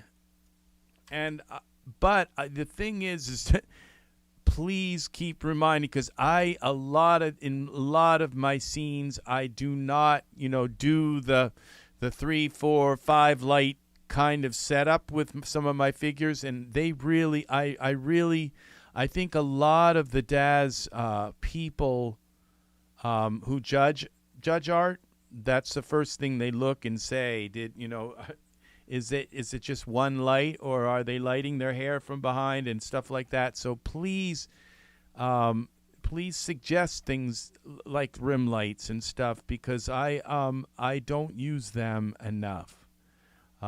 It's hard to use them when your figure is in, like I said, when they're in an atmosphere. Okay, so now we're looking for hair, right? Hair. And I'm going to use just something easy. Hair, we're going to use the shaved one.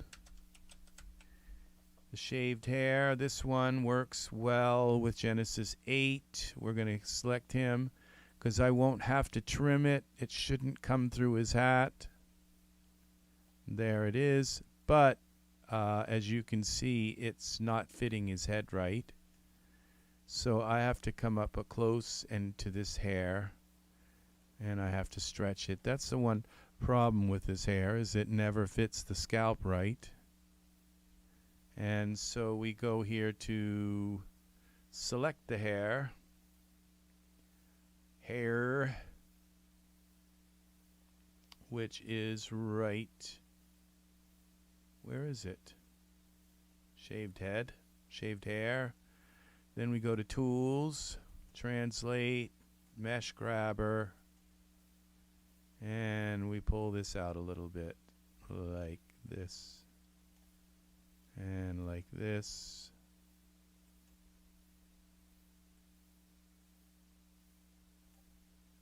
And like this.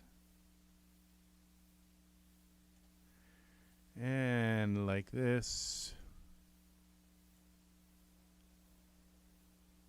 And like this. Okay.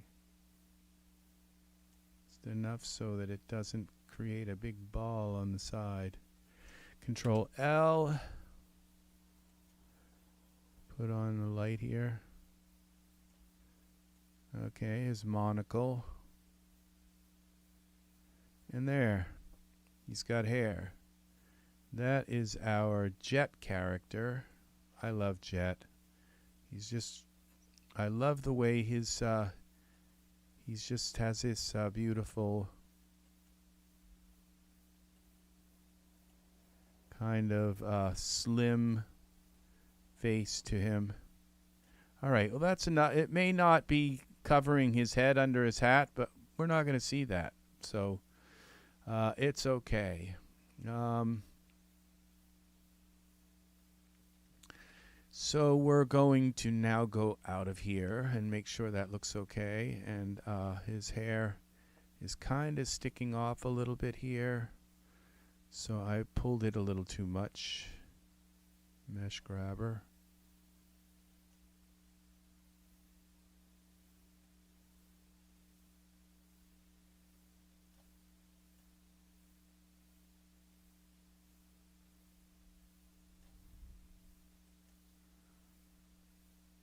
And which way have we got to pull it? The blue one.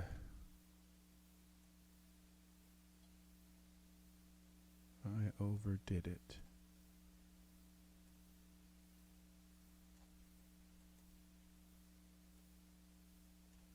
Okay.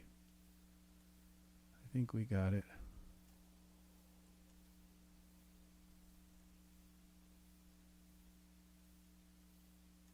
All right, I guess that's going to have to do. It may not be perfect, but all right, but it's going to work. At least it's not sticking way off. All right, okay. Back to the camera. Now he's got hair. Save. At least it looks like he's got something going there. All right, now, and we do, so that's saved. So we do another render here. So I think that this is going to do it for me. I do. I think it is.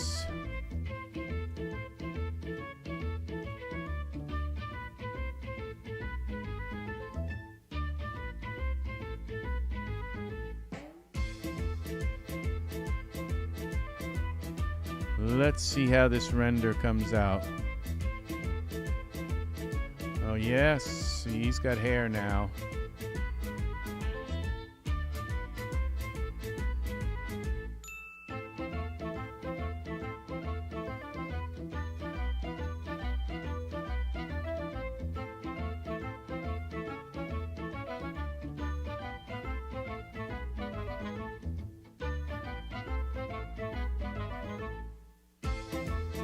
Look at this. This is really nice.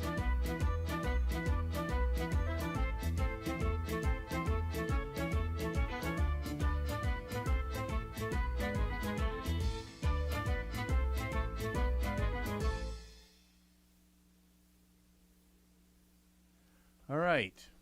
So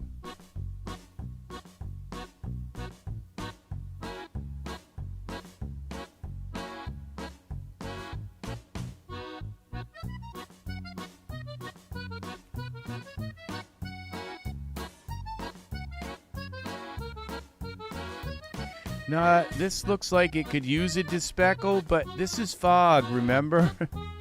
So I'm not going to despeckle this because, you know, and this will render for an hour or so, and these speckles will rectify to some degree, okay? And if there's a few speckles, I don't mind. It's supposed to be fog, you know? So they won't be like this. They'll be much smaller. It's, as you can see, it's trying to rectify them.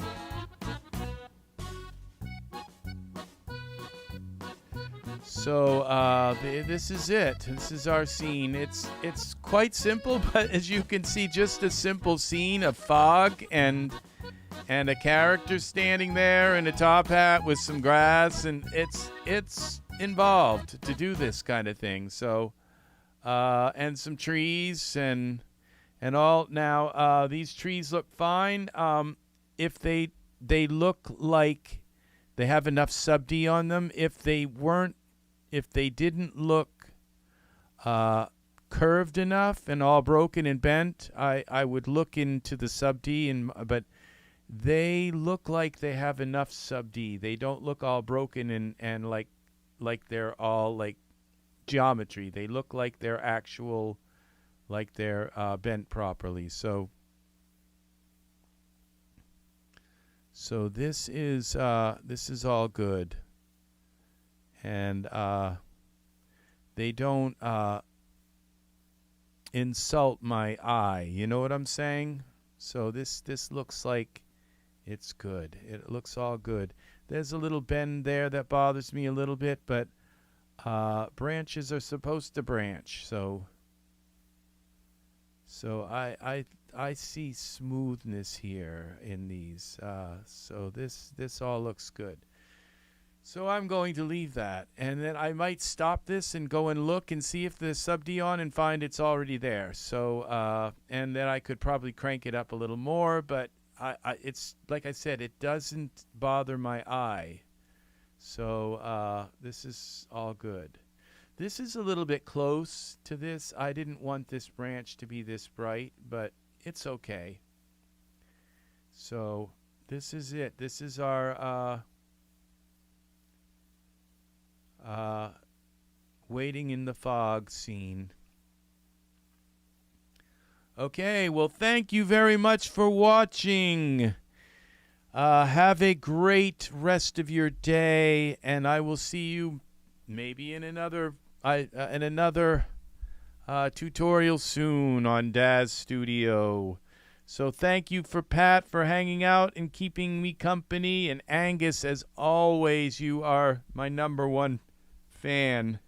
So much love to you all in Daz Studio land, and take care. I will see you again soon. Alrighty, bye-bye. Oh yes, and please like and subscribe and click the bell for notifications of when I go live again, okay? And comments are welcome if you'd like to see me work with a certain Daz product, something you've had problems with, you've always wanted to learn. That's what the comments are for. Thank you very much, and say goodbye to Angus say goodbye to Angus, Sigmund. Bye, Angus. Oh, that was nice, Sigmund. So, all